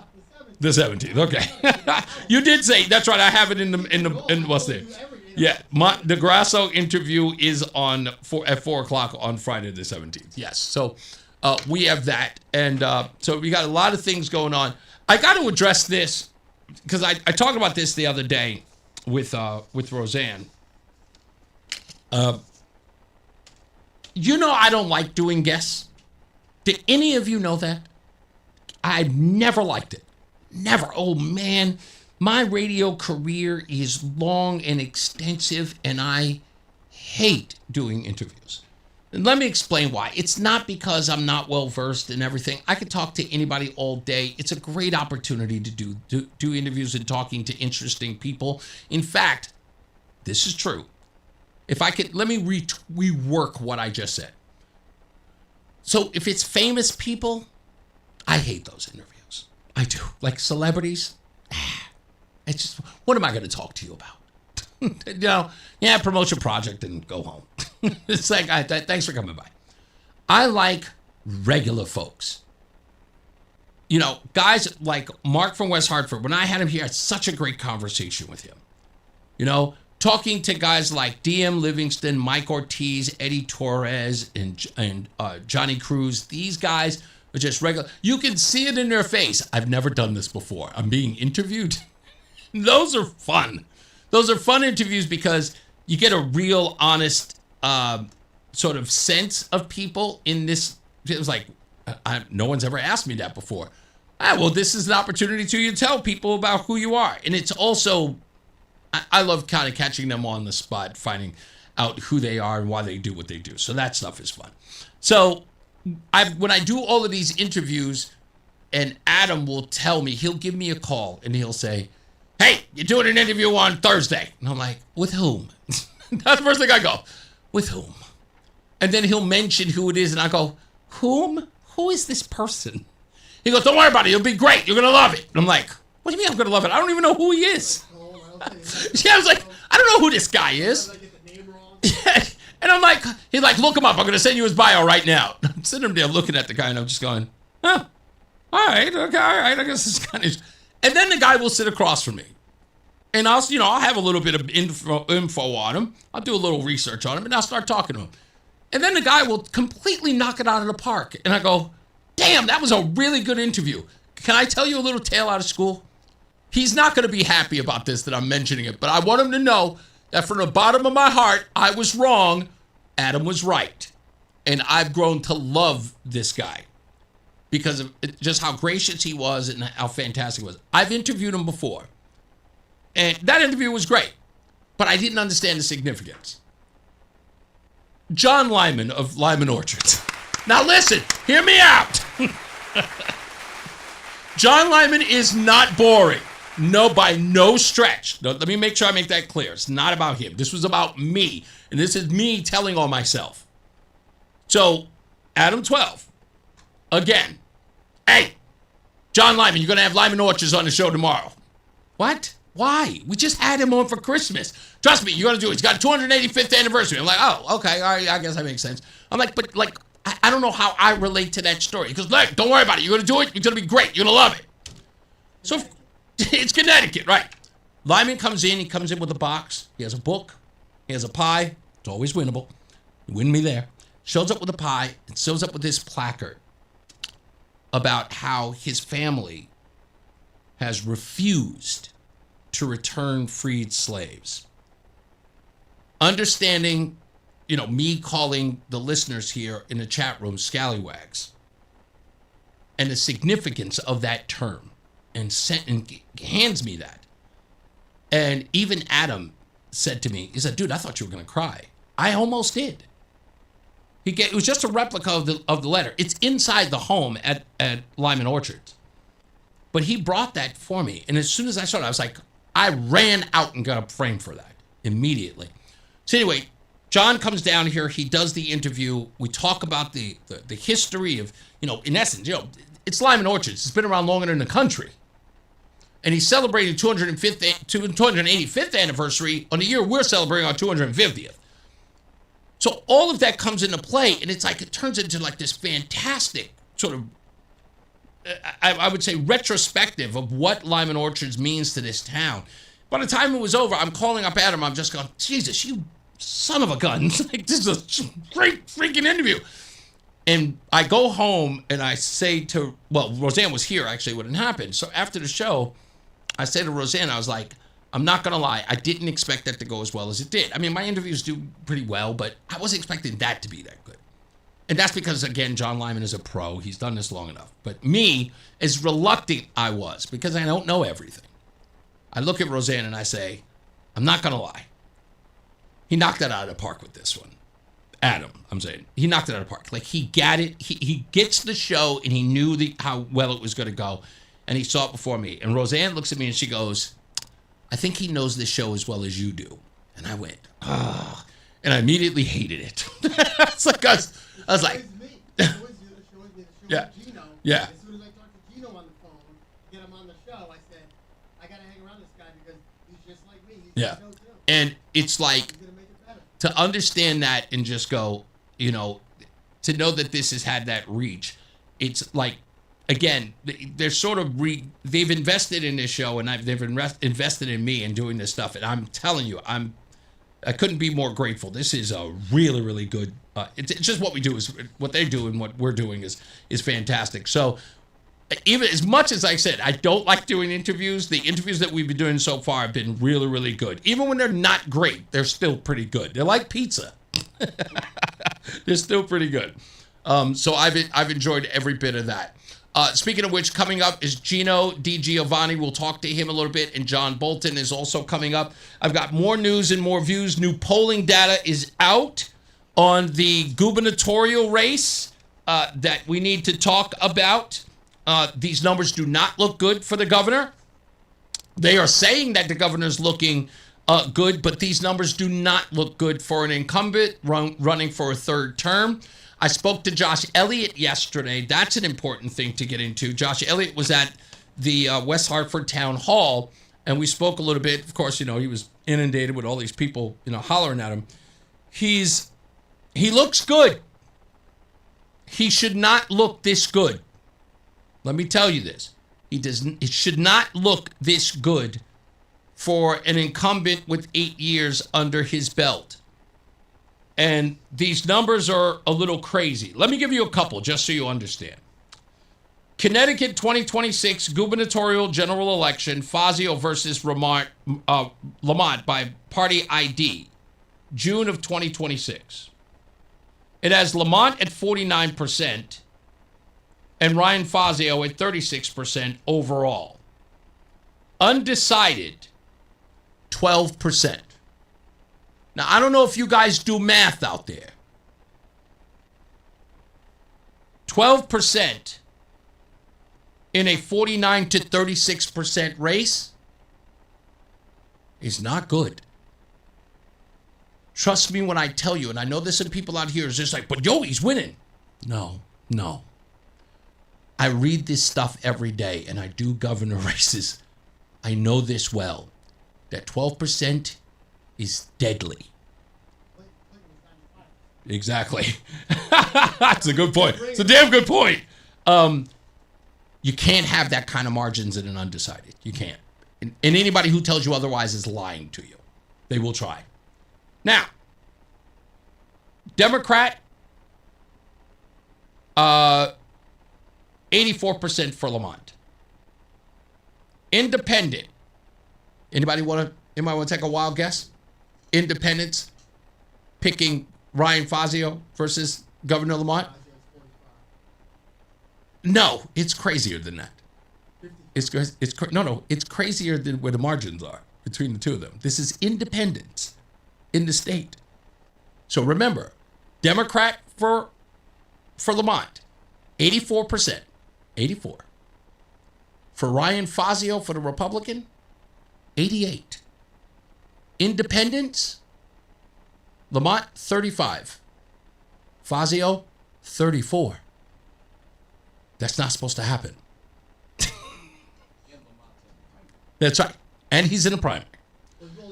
Wait. Don't know an undecided in the independent number, 27%. Yeah, you were going to say 25? Yeah, 27%. That, again, not good. Yeah, well, yeah, that's true. He's just getting started. That's right. I forgot about that. He's just getting started. Yeah, that's interesting. Now, what's weird about this is that on the counter, for Democrats, there are 3% that are rooting for Lamont.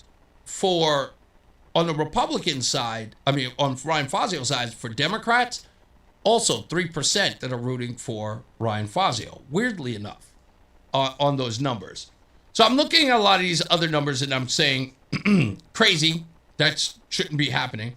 Connecticut headed in the right direction or wrong direction track by party ID. Okay? So, right direction, we have, let me see, right direction, wrong direction. I'm going to need a color coding on this one. Right direction, wrong direction. Okay, so right direction, overall, 44%. Wrong direction, 44%. For Democrats, wrong track. For Democrats, right direction, 74%. Wrong direction, 11%. Not sure, 15%. For independents, 25% in the right direction, 61% in the wrong. Yeah, I'm gonna break that down too.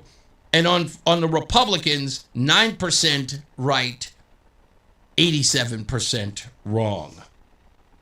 There are some other numbers in here I'm going to get into, and they are the significant numbers because they have to do with the Lamont Elliott race that I need to get into because they paint a very weird picture for Lamont, which a lot of people I know are going to ignore, but they should not.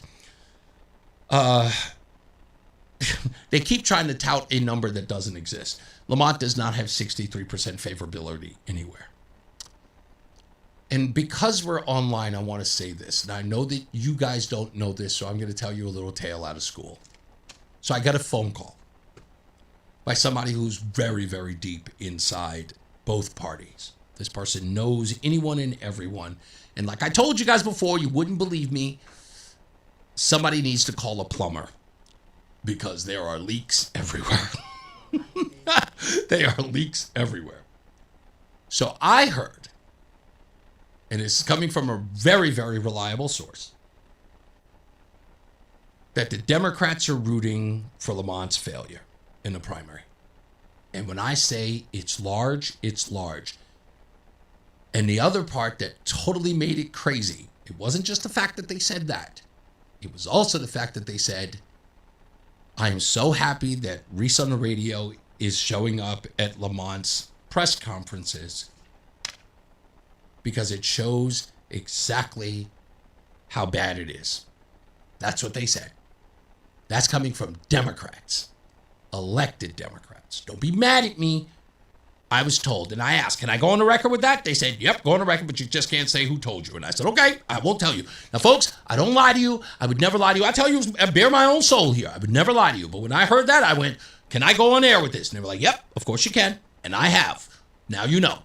The Democrat Party, and who was the one who told you first? You can't have 44% of Democrats say they don't want you to run for re-election. I said that has nothing to do with the electorate. That comes with the base. And by the way, Josh Elliott wasn't supposed to get 25%. No one thought he would get 12. He got 25% of the delegates. That wasn't supposed to happen. And I warned you. I told you it was going to happen. And now I find out directly from the horse's mouth, Democrats don't want Lamont to succeed. Take that to the bank. I promise you. Let's get a check of weather and traffic. Mark Christopher's here. He's in the BPS Lawyers Traffic Center.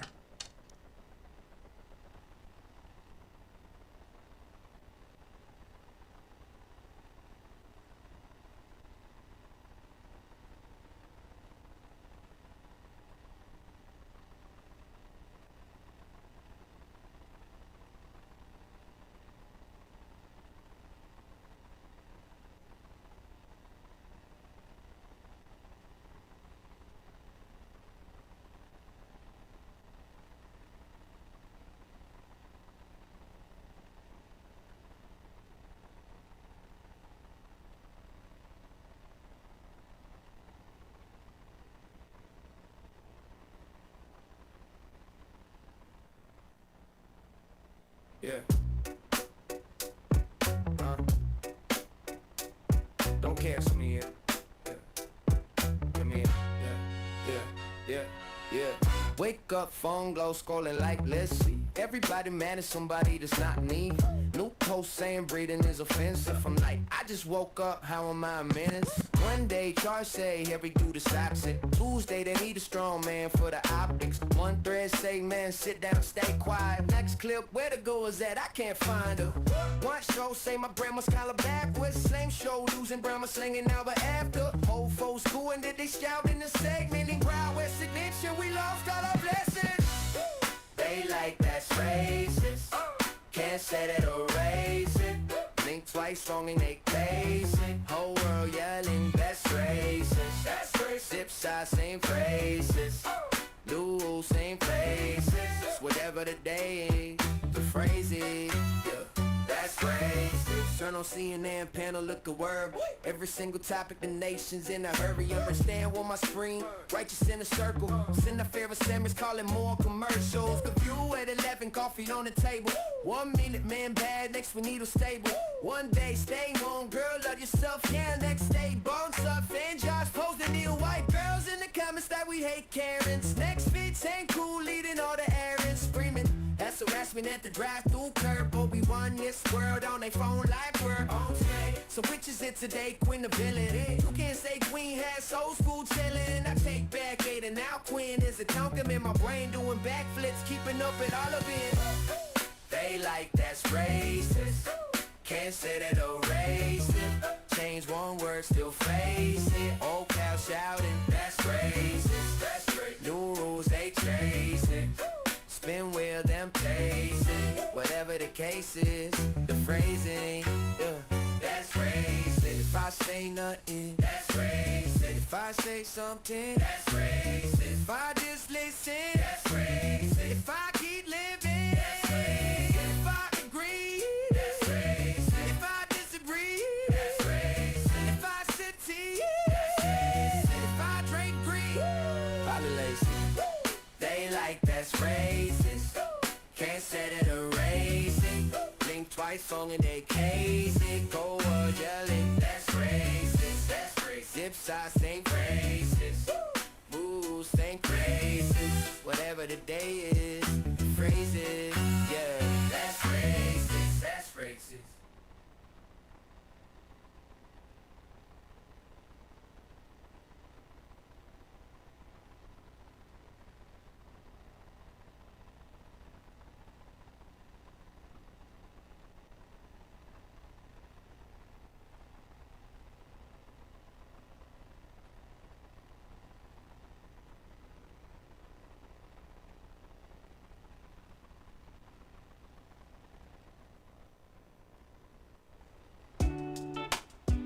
Yeah.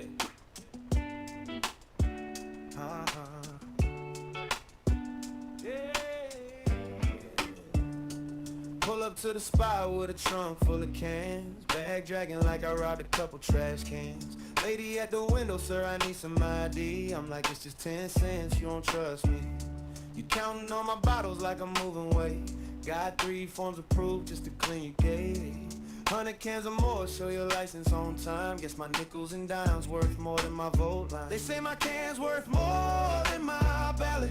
10 cents shining like a Goldfield chalice. Show ID for the soda but not for the sign. Guess my vote ain't worth a dime. They guard that nickel like it's Fort Knox solid. But anybody, any nigga still drop a ballot. If cash in a card is a hill they'll climb, then my vote ain't worth a dime. Oh yeah. Down at the school where we stand in that row, sticker on my shirt, I voted old glow. Asked the man in charge, you need my license too. He said, nah, grab a pen, we believe in you. So I'm trusted for the leader of the whole blue sky, but not trusted with a bag full of cherry cola high. Lawmakers in a circle say it's just our design. $100 in recyclables beats a ballot every time. More than my ballot.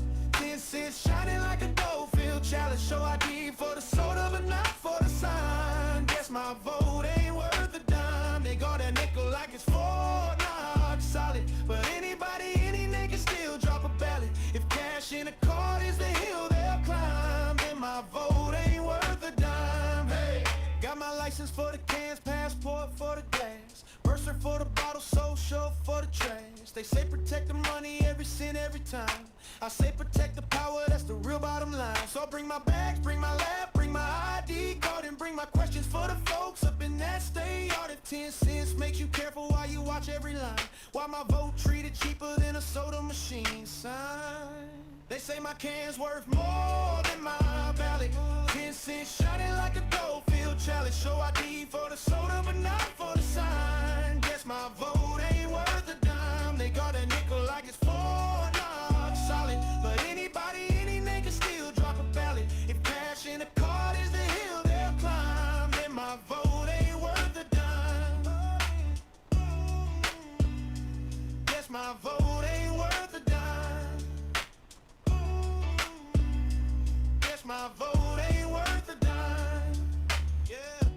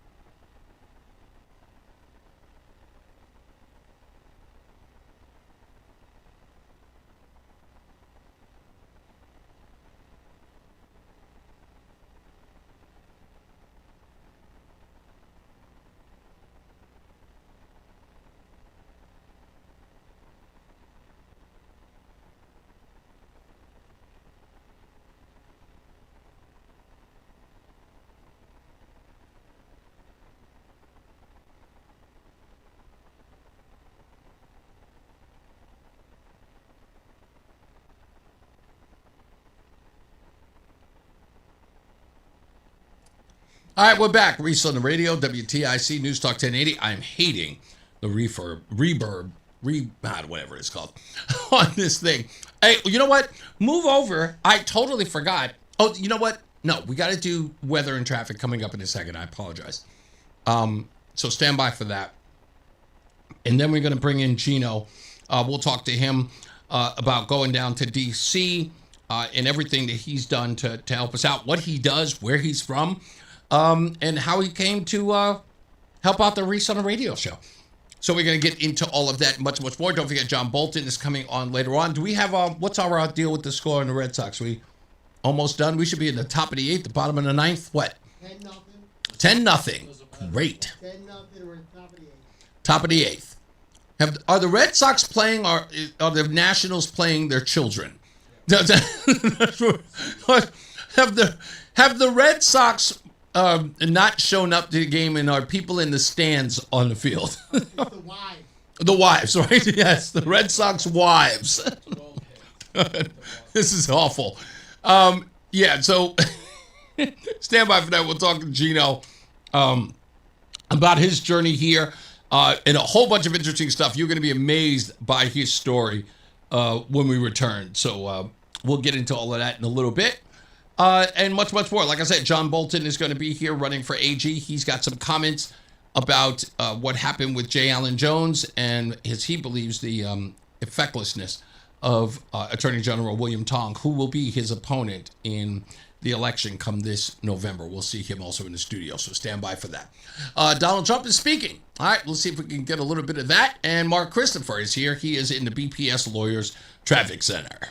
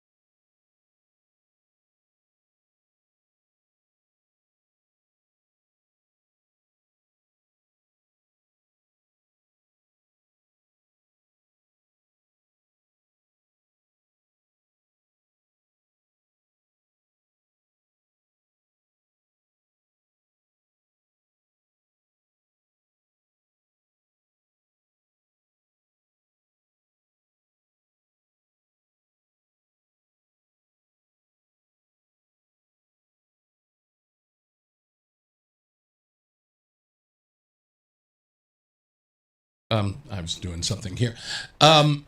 So you tell us a little bit about your story, because you are very much involved, kind of the inner workings of Connecticut politics in some way. So I know there's some things you can talk about, some things that you cannot, but tell everybody a little bit about your story, about why you are, I would say, infamous, if not notorious, or well known, like anything like that. What is your sort of backstory? Yeah, I guess the best way to put it. Yeah, so I'm from Derby, in the Valley, right? And Derby's the smallest city in the state. Everybody knows that. And I kind of put it on the map a few years back when I ran for office. But I never was into politics. I mean, I always voted, always paid attention, local and state and whatnot. But I was never really involved in politics. You know, I had a family construction company that, you know, once I got out of college, I built over the last 25 years and whatnot. And so I was always busy with that. But in 2018, my wife got sick with breast cancer. Wow. So that kind of changed my whole life, obviously. Yeah. You know, it was a big deal. And so after that, kind of downsized a little bit. And then in 2021, you know, I went to January 6th. And people probably know most of that story. But there was a video that General Flynn put out, and it says, get involved. You don't have to run for federal state office, but get involved in your local communities and your school boards and whatnot. So I called the state of Connecticut and got into contact with the SEEC and figured out how to get on the ballot. And I ran for office November of 2021 for the first time ever. And I ran for the Board of Aldermen, which is the legislative body. Yeah.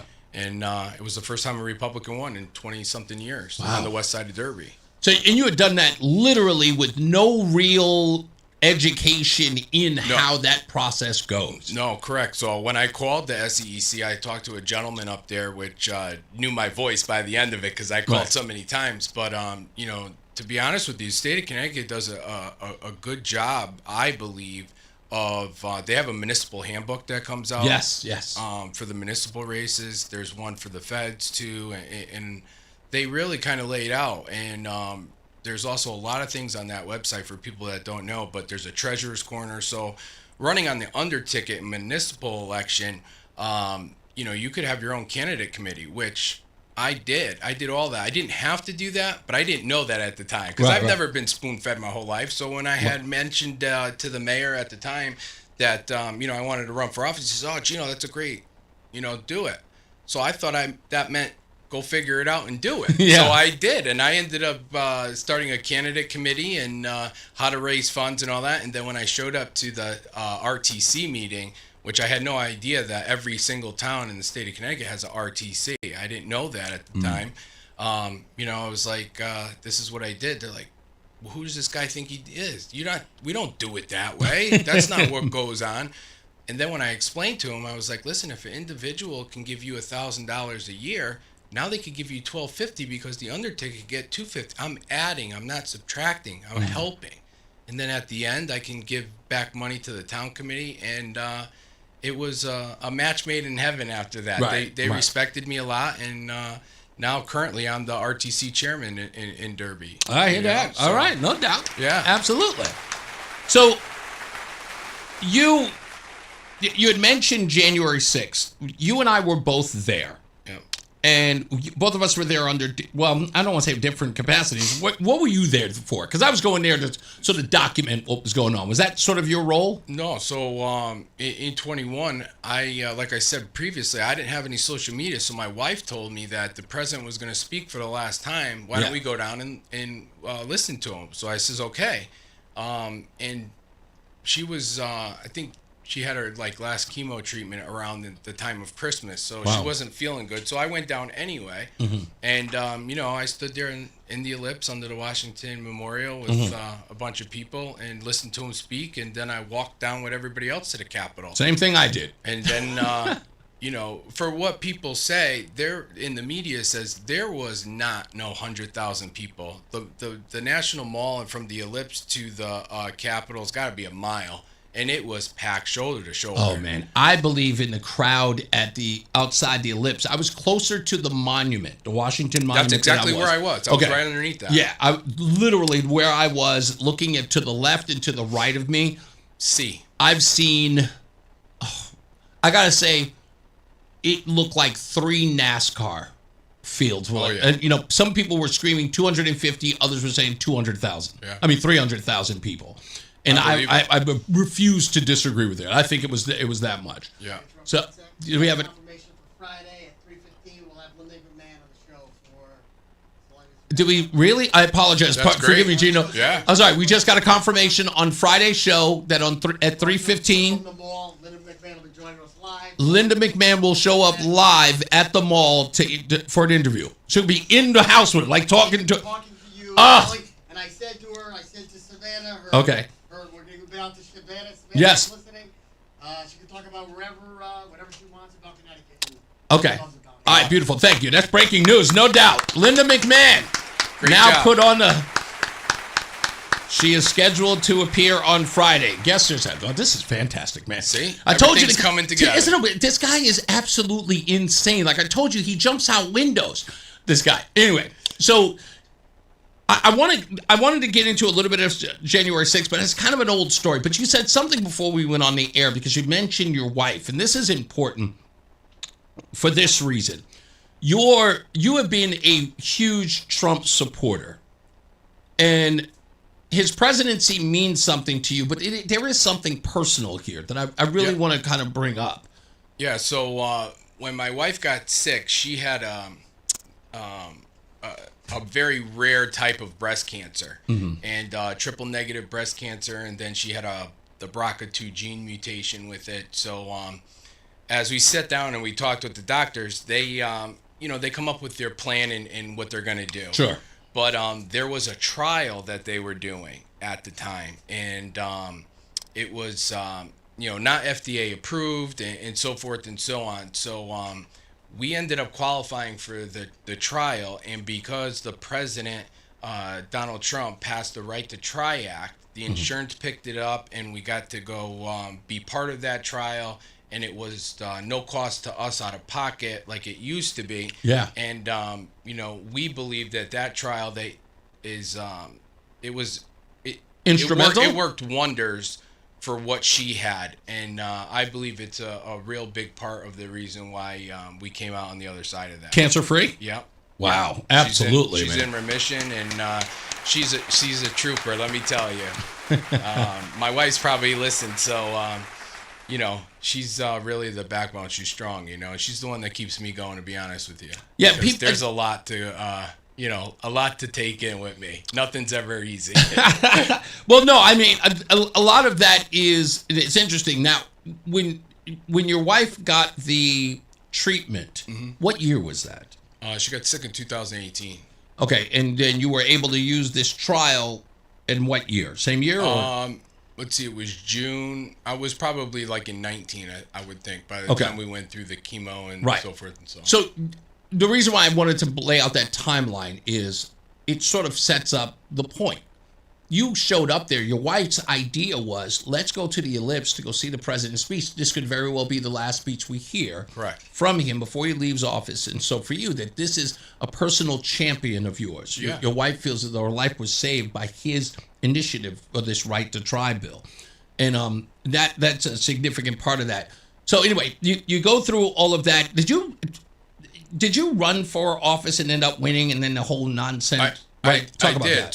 So in November of 21, I won the Board of Aldermen, and then it was January of 2023, February, somewhere in that time, I decided I was going to run for mayor. In the city of Derby, and I ended up getting arrested for trespassing down at the Capitol, remaining in a restricted building 2 weeks before the primary in 2023. Holy moly. So from 21 to 23, I never was contacted by the FBI. And my case is very, very different than a lot of other ones. I was, I entered the building through an open door with 6 Capitol police officers there. I asked them where to go. I was in the building for 8 minutes. So it wasn't, when people say, oh, he's an insurrectionist and a domestic terrorist. Listen, I didn't even walk through a window that was broken with broken glass. There were a lot of people doing that. You know what I mean? So mine was very, very different. And then also, too, a gentleman, there was only 250 people that walked through that door. Okay. And a gentleman was acquitted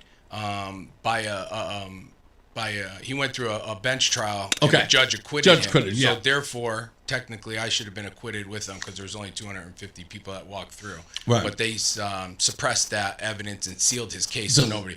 There's only 2 people that were acquitted in their trials through this whole ordeal, and he was one of them. Guy from New Mexico. Are you expecting any of that suppressed evidence to see the light of day? And do you think that there are a lot of people who are unjustly either held for a long period of time with no due process inside there for, alleged crimes that they're, people have accused them of? Do you think that that day is coming? So I think so. And the reason why I say that is, so my attorney, Peter Tickton, was just on the news. I think it was yesterday, the day before.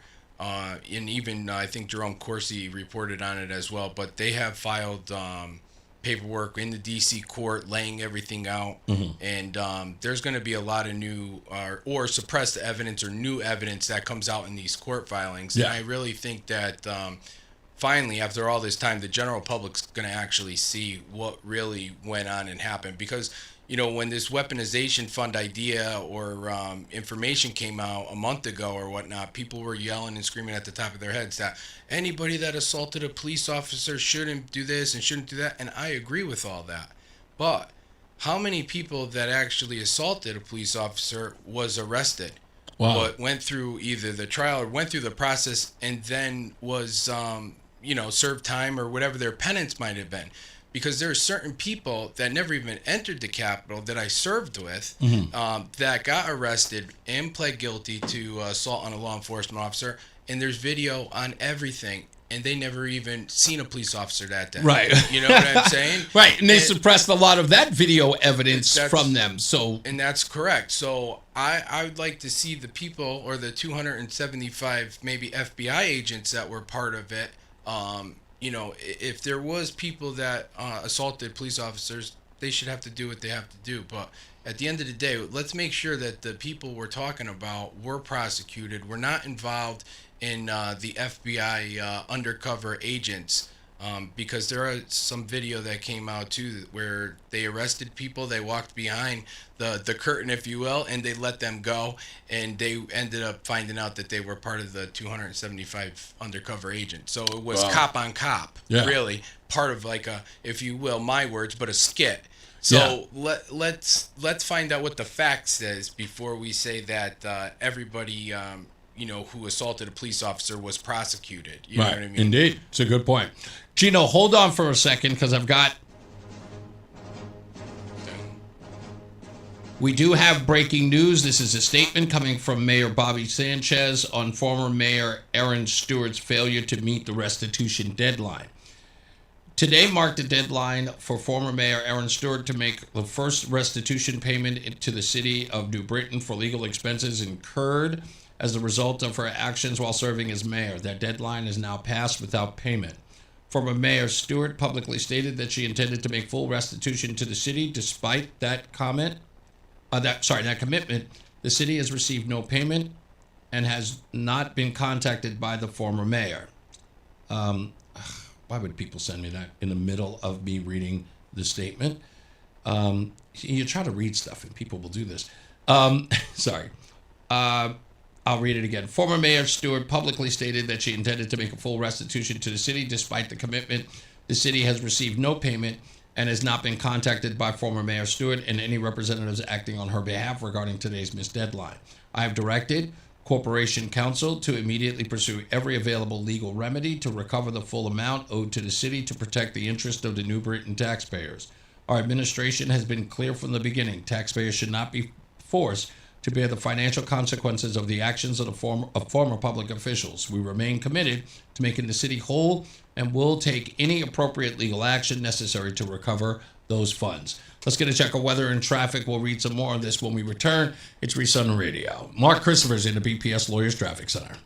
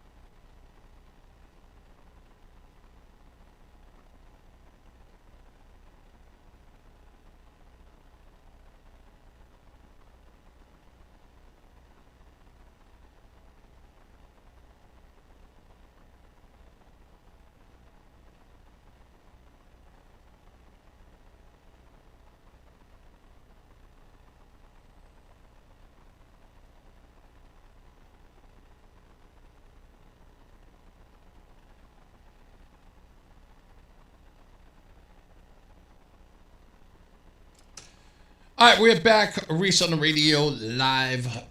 Gino DiGiovani is back in the house. We had that breaking news on Aaron Stewart's failure to pay the city of New Britain. If there's more on this, we will. Did we try to contact the mayor of New Britain by any chance? No answer to No. the Okay. They had no statement. Yeah. No answer from Healy, the former head of her campaign, either. Okay. All right. I've only got one last person that I call, maybe Brock, but Brock's with the Shea campaign now, so I may reach out to him, see if we can, I don't know, get a statement from anybody. So anyway, Gino's back here. So you went through all of that stuff. What I thought was amazing was when I got word that my bank account was gone through with the Bank of America. And it was so wild. The only thing I did, the only purchase I made in D.C., I was living in Northern Virginia at the time, Prince William County. Friend of mine, Rick Walker, picked me up early in the morning. We drove out there. And this guy, we stopped when we got there. We walked, and I went and bought a cup of coffee. And I remember when I got news that Bank of America had given up the records of anyone who had been in D.C. that day. I'll never forget that. I went, let me check my bank and asked them, did they give my info? And they were like, were you in DC at the time? I was like, yes, I was in DC at the time. And they were like, did you purchase it in DC? I was like, a cup of coffee. And it was like, then we gave your information. I'm like, what? Oh yeah, they Throwback on that. Could have paid with cash. Exactly. I could have paid with cash. Yeah, that was insane what was going on in the administration then. I mean, we're finding out now, but they put a geofence up over the whole place and sucked up everybody's data. It was wild because you're 100% right. We could not contact. Rick and I lost each other for a little bit and could not call each other. You couldn't call out. You couldn't get calls in. You could record and do whatever you wanted on your device, but you couldn't get out. Right. Because they locked the whole place down. So at the time, I owned a moving company, right? And I had to walk I had to walk out of the whole group at the Ellipse, and I had to walk out of there to actually get reception. And my wife at the time, Mary, was trying to reach me the whole time when I was at the Capitol. And she was saying, like, when I finally got far away from the Capitol, she's texting me and she was like, are you okay? It's bedlam out there. And I'm like, what are you talking about? Correct. Like, we're just walking. That was the same thing with Heidi. She knew that I was okay because when I walked out of the Capitol and down the stairs, there was a guy on like this big, huge flower pot and just had a camera and a tripod there. Well, it was live feeding and I had a sweatshirt on. And when I walked down the stairs with a couple other people, she knew that was me, and she knew I was safe because I couldn't reach her until I got back out on, what do they call it, the T or something? Yeah. And back to my truck, which was the first stop on that line or whatever. Oh, when you said the T, I'm thinking Boston. The subway. Subway, Whatever yeah. it is there. But that was the first time I was ever in D.C. Really? And now on your show Friday, where from were you? 2 to 6 will be my second time in D.C. Where were you? Where were you living at? Where were you at the time? Where were you living at the time that you went down to D.C. that day? Same place I am now, right in Derby. Wow. Okay. Wow. There are a lot of it. It was interesting for me to see people on the subway driving all the way down there. I just realized what the time is. We got to take another break. Let's go to weather and traffic. Mark Christopher is in the PPS Lawyers Traffic Center. I forget where we are.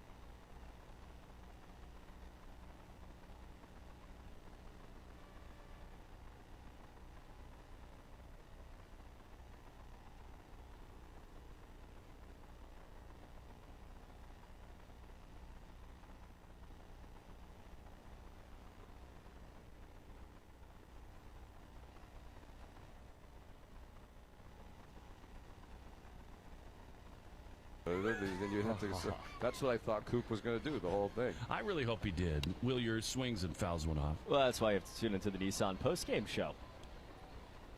Look at you.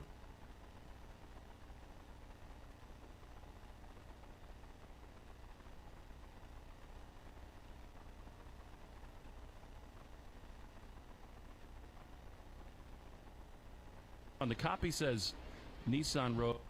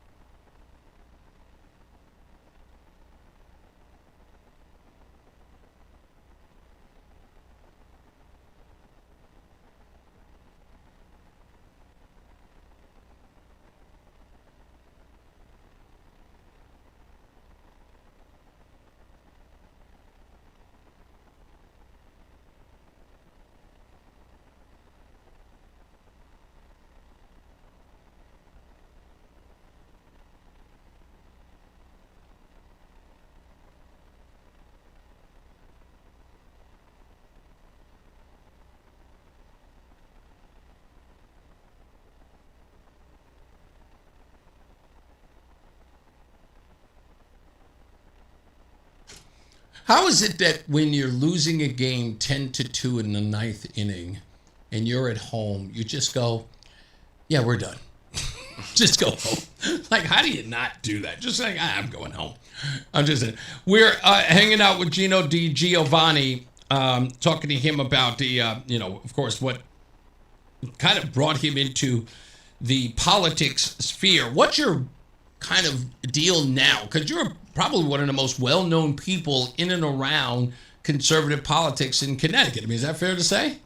Yeah, I think I'm well known throughout the state, and so after I ran for mayor, I kind of had to take a step back a little bit. Of course.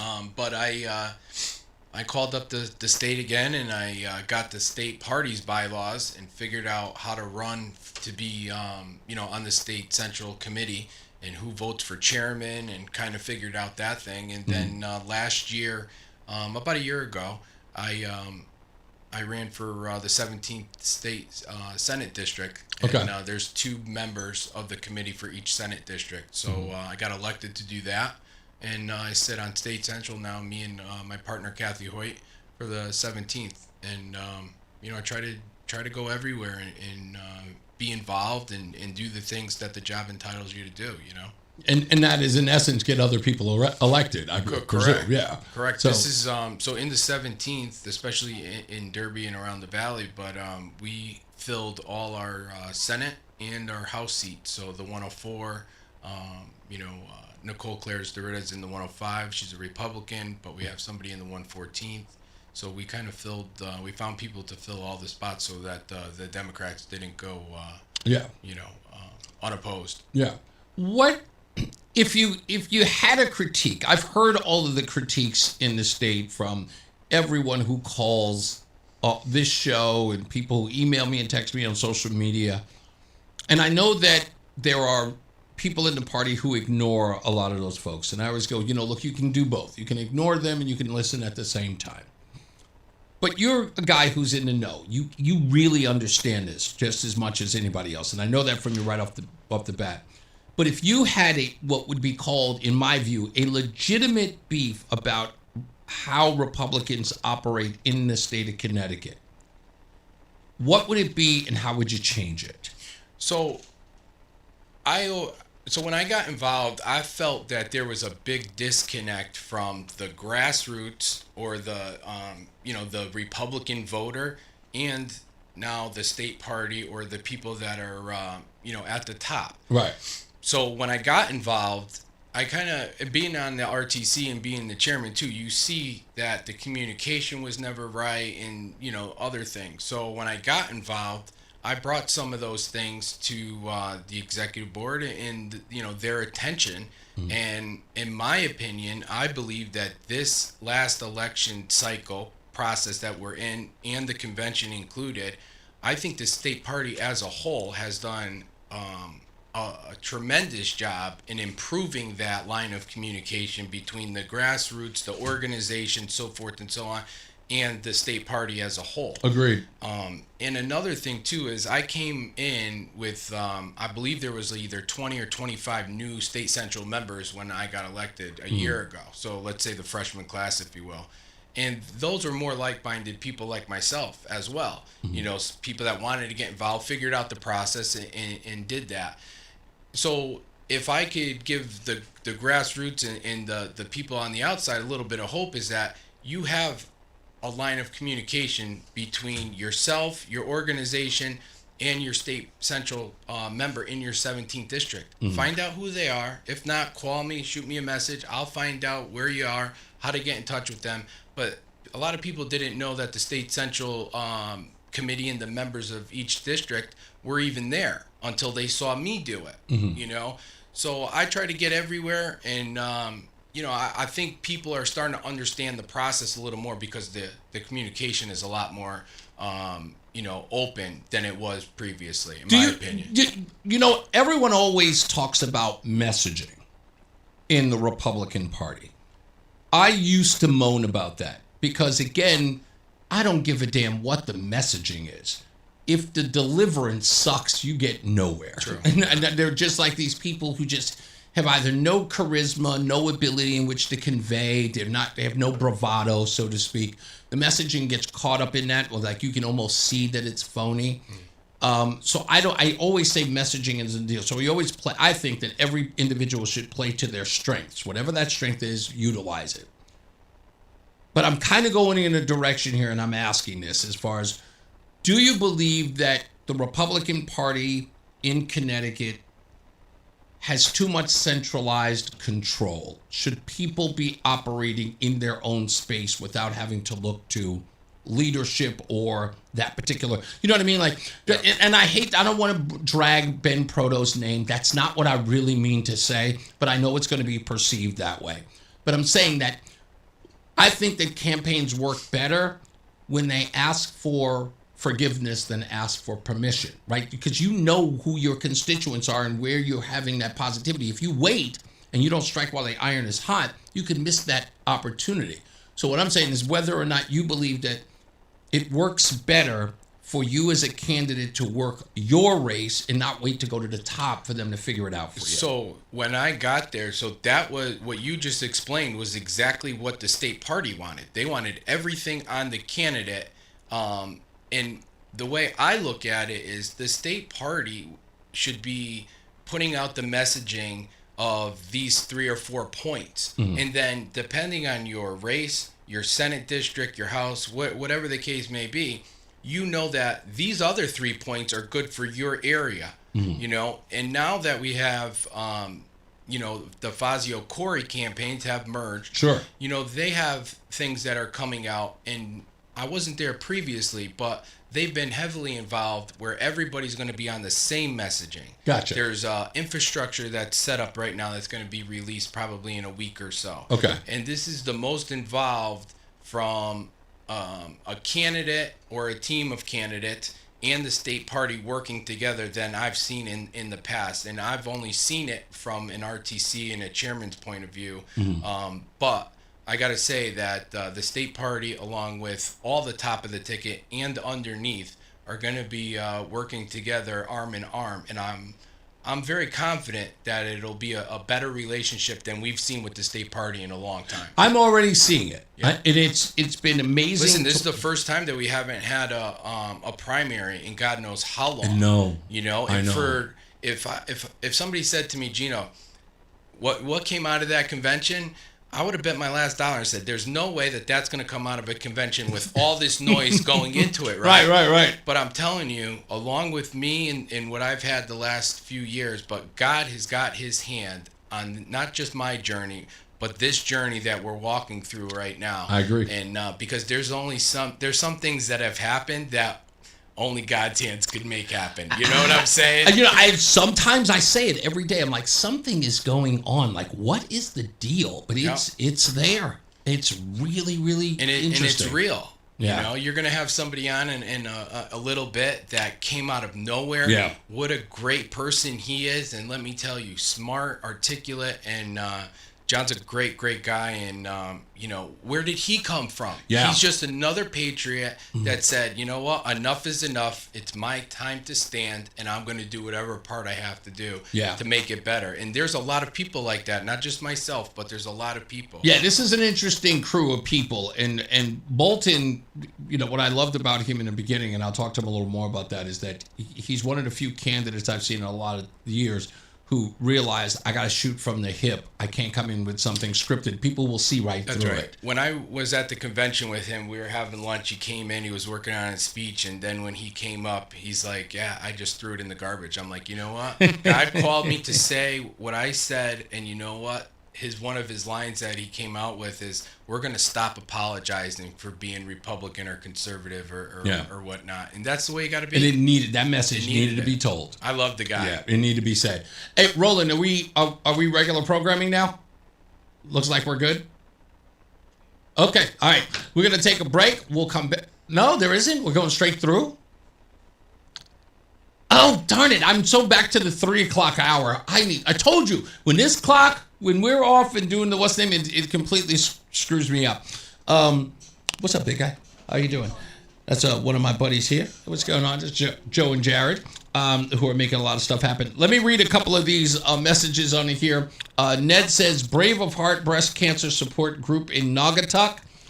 He mentioned that. Seymour Pink. Yeah, Seymour Pink. Seymour Pink, breast cancer serving the Valley area, Ned also says. When I ran for office the first time, we did a big fundraiser, and Mary Deming and Seymour Pink gave them a nice check there, and they're great people, great organization. Is your wife going down, or just? No, she is not. It's a bro show. It's just a bro show, right? Yeah, she's sending me on my own, and she's going to be manning the phones back home. Oh, that's right. I was going to say, remember the last time she sent you to New York? I mean, to DC by yourself. That's not a good look. Exactly. Hold on, let me switch this back.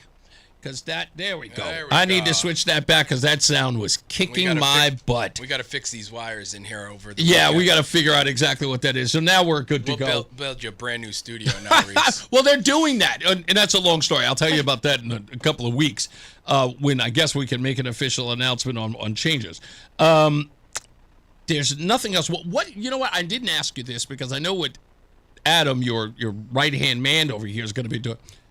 I know what he's going to be doing, but are you just going down for the festivities? Are you just taking, just representing the state, taking photographs, that whole bit? Is that your... Yeah, all of the above. I mean, when I found out listening to your show, a month ago or whatever it was, that we wouldn't have any representation down there. So I got in contact with a few of my friends that work down there, and I said, hey, what's going on? And I'm going down Thursday morning. I'm taking the train down.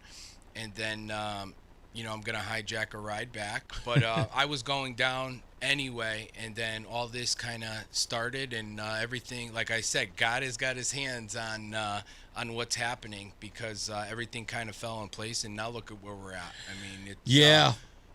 And this has been since what, last week? Last Monday? Or Friday? We were concerned by Thursday of last week. The only thing we received was our credentials.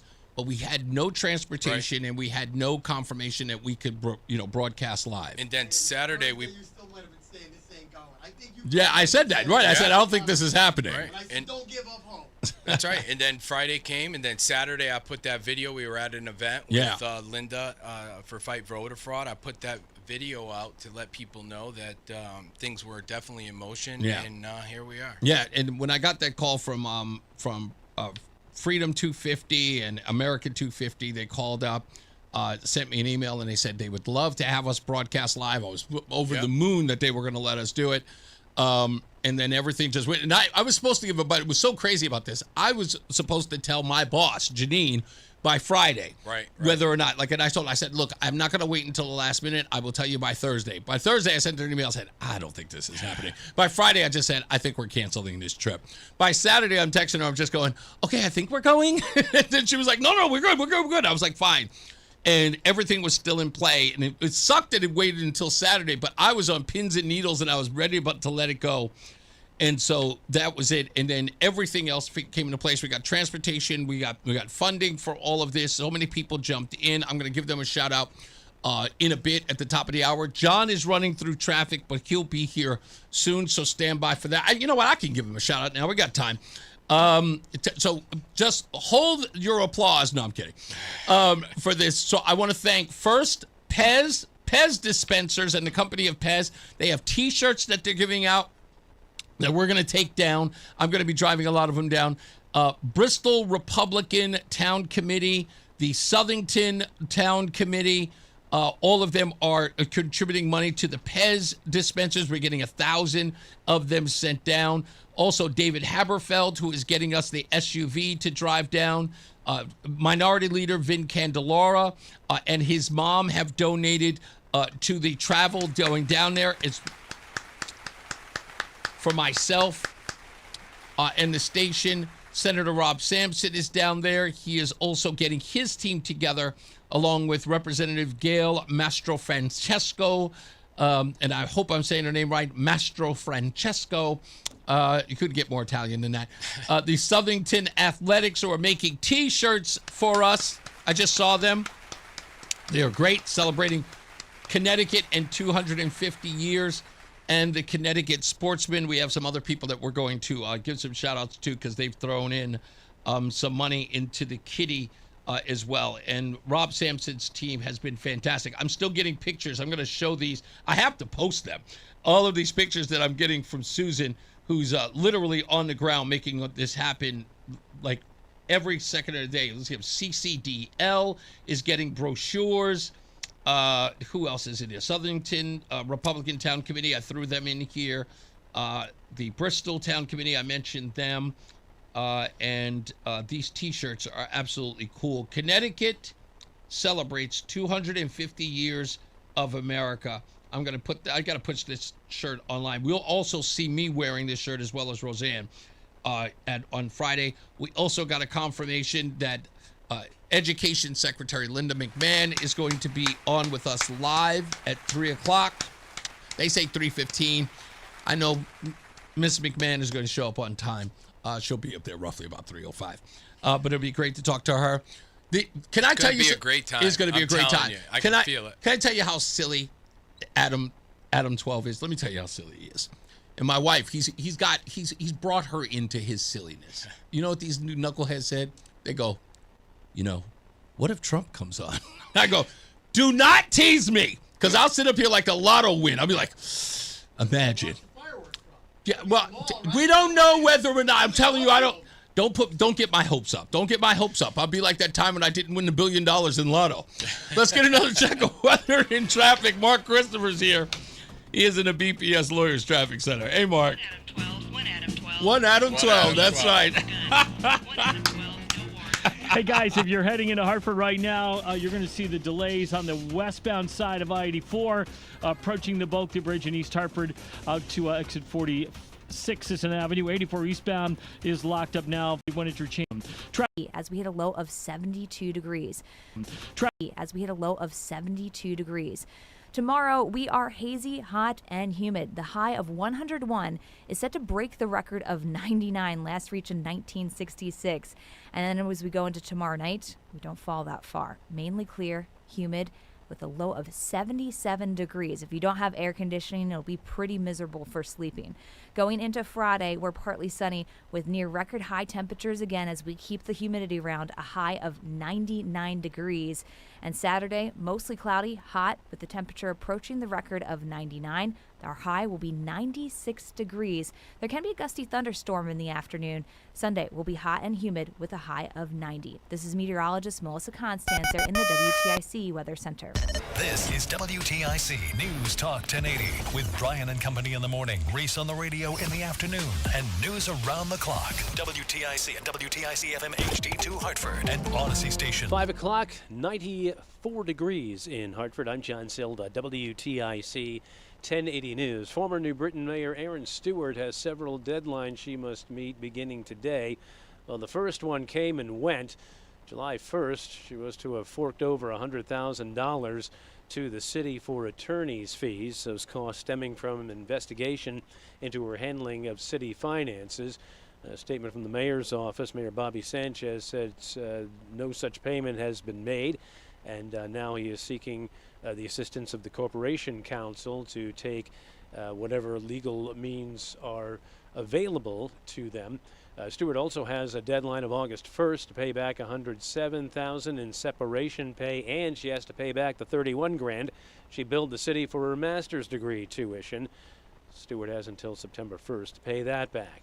With many planning to travel this holiday weekend by road and by air, despite higher gas prices and higher airfares, AAA is projecting about $61 million hitting the roads for what could be the busiest 4th of July ever. Correspondent Sam Sweeney with more on how to beat the high travel costs. It's going to be busy most of the day, but if you can leave earlier in the morning, we're talking anytime before 10 o'clock, you should be good. If you can't make it in the morning, leaving after 8 or 9 p.m. is your best bet. Long weekend Hartford is underway. It's a 5-day celebration of America 250 featuring music, film, and other cultural events. A kickoff at Colt Park marked the restoration of the Samuel Colt Memorial. WTIC's Dave Mager was on hand. The two bronze statues in the large memorial, 120 years old, had turned green. A recent project restored them. Erin Monroe is a curator at the Wadsworth. The physical part, the cleaning of acid rain and material from the elements, some graffiti, that went beautifully. And the end result of these monuments that are sort of a rich brown color connects to the two studies in the Wadsworth holdings. Under a tent on a super hot day, Monroe discussed the challenging work with about 24 attendees. She says the Colt family means a lot to Hartford culture, and it's a good way to kick off Long Weekend Hartford. At Colt Park, Dave Mager, WTIC 1080 Complete News. schedule is at longweekendhartford.com. And that dangerously hot air mass has settled over Connecticut and will be with us at least through the next few days into Sunday, perhaps. That's got medical experts reminding residents to take precautions if they plan to be outdoors for any length of time. That's especially true with the myriad activities and events that will be taking place through the weekend. Dr. Justin Cahill is chair of emergency medicine at Bridgeport Hospital. Wear loose-fitting, light clothing that helps keep the sun's rays off their skin and help prevent sunburn. And two is they take breaks. So I would take breaks in the shade whenever you can, and make sure you keep hydrated. Drink plenty of cool liquids, and drink before you feel thirsty. Cahill also advises curtailing strenuous activity and keeping it to early morning or evening when it's not as hot. Also, don't forget to use sunscreen, as sunburn can occur within a short period of time outdoors. President Trump took the new Air Force One on a trip to North Dakota today for the dedication of the Teddy Roosevelt Presidential Library. Today we come to the heartland of America to pay tribute to a man who embodied the heart and soul and fight and spirit of our country as much as anyone who ever lived. And he's a very special man, and that's why I'm here, President Theodore Roosevelt, and he loved your community, he loved your state, and he was quite something. He was really quite something. Trump says the project started when he signed an order in his first term to set aside land. A couple scaled up the Empire State Building to the Spire in New York City today. What was first thought to be a protest was actually a proposal. Both climbed down. They were arrested. Breach of security, actually, at an Aaron Katursky. Wall Street, the Dow finished down 13 points today. NASDAQ was off 173, S&P down 16. Baseball on the radio. Nationals all over the Red Sox 10-2 at Fenway. Yanks have lost 7 straight, got swept again, this time by the Tigers at the stadium, 6-2 in extras.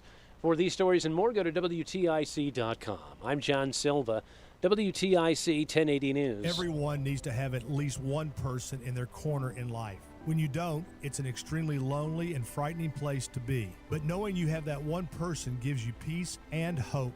I'm John Morgan of Morgan & Morgan. Since 1988, myself and my firm have been in so many corners for so many clients for so many years. We became the largest injury firm in the world for a reason, and it's not even close. We fought like hell for you. We fight the bullies, automobile insurance companies, the makers of unsafe products, medical providers who injured or killed their own patients. It has been such an honor and made my life complete. If you ever need us, it's easy. On your mobile device or computer, visit forthepeople.com, and then we get to work 24/7. Whether you're hurt in a car crash, injured on the job, or have questions about your Social Security, we're here for you. Morgan & Morgan, for the people. Nicholas Russo, 157 Church Street, New Haven, 06510. It's Reese on the radio on News Talk 1080 WTIC. All right, I'm back. Reese on the radio here on WTIC News Talk 1080. Before we get to John Bolton, let's do what we always do. News! News! That's Joe's favorite thing. Joe loves the music news. Happy birthday goes to Tate McRae. I know this girl. She's a blonde, very, very pretty. But she's only 23? Goodness gracious. When did she start? Was it like 16? She's been around for a while. Tate McRae, pop singer and dancer known for the song Greedy, turns 23. Chloe, an R&B singer from the group Chloe and Hale, don't know him, turns 28. Some guy named Sufjan Stevens, an indie folk and chamber pop artist behind the song Illinois, turns 51. Missy Elliott from Get Your Freak On, Get Your Freak On, Get Your Freak On, turns 55 years old.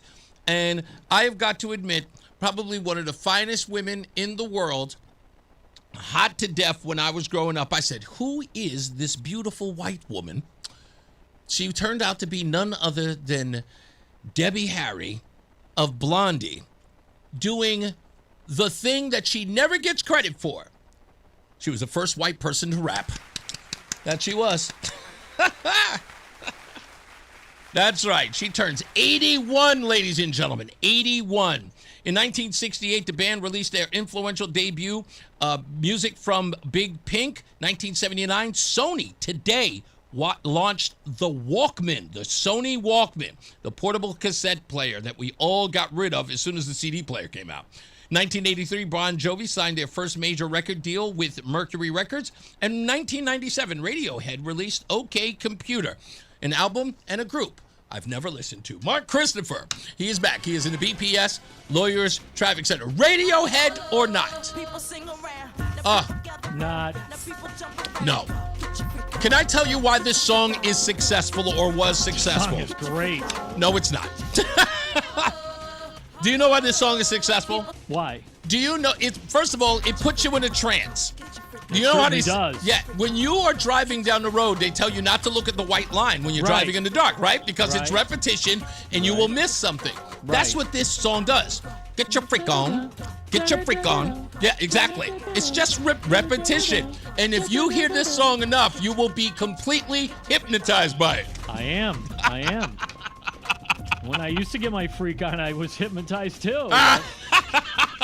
Mark Christopher used to get his freak on. Used to. That's the title of a book, I'm telling you. Absolutely. Hey, if you're heading into Hartford right now, the traffic report being brought to you by Columbia Implant Center in Manchester. Westbound 84 is tied up approaching the Boakby Bridge. Out to 45 Flatbush Avenue. 84 eastbound's a little tight. Approaching 48 Capitol Avenue into the tunnel. If you are traveling on the westbound side of 291, delays from exit 2 up to the Bissell Bridge with the ongoing road work there. Both sides of 9 heavy approaching the Aragoni Bridge. 84 eastbound Waterbury slowing by 18. Again, 84 eastbound sluggish. 26 down to the 691 interchange. Westbound 84 in Danbury slowing by exit 4. If you're traveling 84 eastbound in Newtown, delays from 9 up to exit 11. Southbound 95 slowing in New Haven, 46 down to 43. Southbound Parkway delays 15 to the West Rock Tunnel. And a road closure in West Hartford. Route 185 is shut down between King Edward Road and Route 218 because of a one vehicle crash that occurred earlier this afternoon. Traffic moves slow, but your transformation shouldn't. Columbia Implant Center provides full dental implants in just one visit. Open 7 days a week in Manchester to fit your busy life. Get your smile back today at ColumbiaImplantCenter.com. Traffic and weather together on the 8th WTIC News Talk 1080. WTIC weather. Well, the rest of today, we are still talking about the heat, and into tonight, there's not much relief from it. There will be some thunderstorms around in a few spots out there early on, but overall, things will be quieting down for us tonight, and we will have a low of 72 degrees, so fairly warm overnight. Tomorrow, hot, humid, hazy, a high of 101 should break our record of 99. And going into tomorrow night, no relief from the heat. Our low is 77 under mainly clear sky and a warm, humid night. Friday, partly sunny, a near record high temperature of 99 yet again. There will be some late day or even evening thunderstorms as we go into Friday. And then Saturday, the 4th of July, mostly cloudy, hot. The temperature approaching the record there too, with a high of 96 degrees. Watch for some gusty thunderstorms in the afternoon too. They could interrupt some of your outdoor plans. Sunday will be hot, a little less humid, a high near 90. Right now it is 93 in Farmington, 94 in Vernon, and 94 in Hartford. This is meteorologist Melissa Constancer in the WTIC Weather Center. And now a no frills ad brought to you by Progressive Insurance. Here in this, no matter distance, towing, battery jumps, fuel deliveries, tire changes, towing, battery jumps, fuel deliveries, tire changes, lockout services, and a 30-day money-back guarantee. Act now and get our elite benefits, including complete tire care and key fob replacement. A $2,000 value at no extra cost. With Endurance, you could never pay for covered auto repairs again, so call now for your free quote. Call 800-253-6203. 800-253-6203. 800-253-6203. See website for details. BillsHappen.com is not a lender. It does not make credit decisions. Must be 18 years old. Not available in all states. Honey, everything is so expensive, and our bills are piling up. You're telling me credit cards are maxed out, rent is due, and the car payment's right around the corner? We need some extra cash. We should do what my friend from work did. She went to BillsHappen.com and got the money she needed the next day. Our credit is not great. Are you sure that would work for us? BillsHappen.com is one of the largest personal loan networks. They can help people with all credit types get up to $5,000. Sounds like it's going to be a hassle. My friend said it was super easy. She did it right from her phone during her lunch break. If you have a regular source of income, you can be approved for a loan for up to $5,000, and your cash can hit your bank account the next day. BillsHappen.com's lenders have millions of dollars to lend, regardless of your credit history. Guess what? I went to BillsHappen.com, and we're getting our money tomorrow. Wow, that's fast. Problem solved. If you need extra cash, go to BillsHappen.com. That's BillsHappen.com. BillsHappen.com. From politics to news to music to movies and anything above the sun and outer space and beyond, it's Reese on the radio. Damn, he's good. Only on News Talk 1080 WTIC. All right, we are back and we are live hanging out with a good friend of the room. I see him all over the place.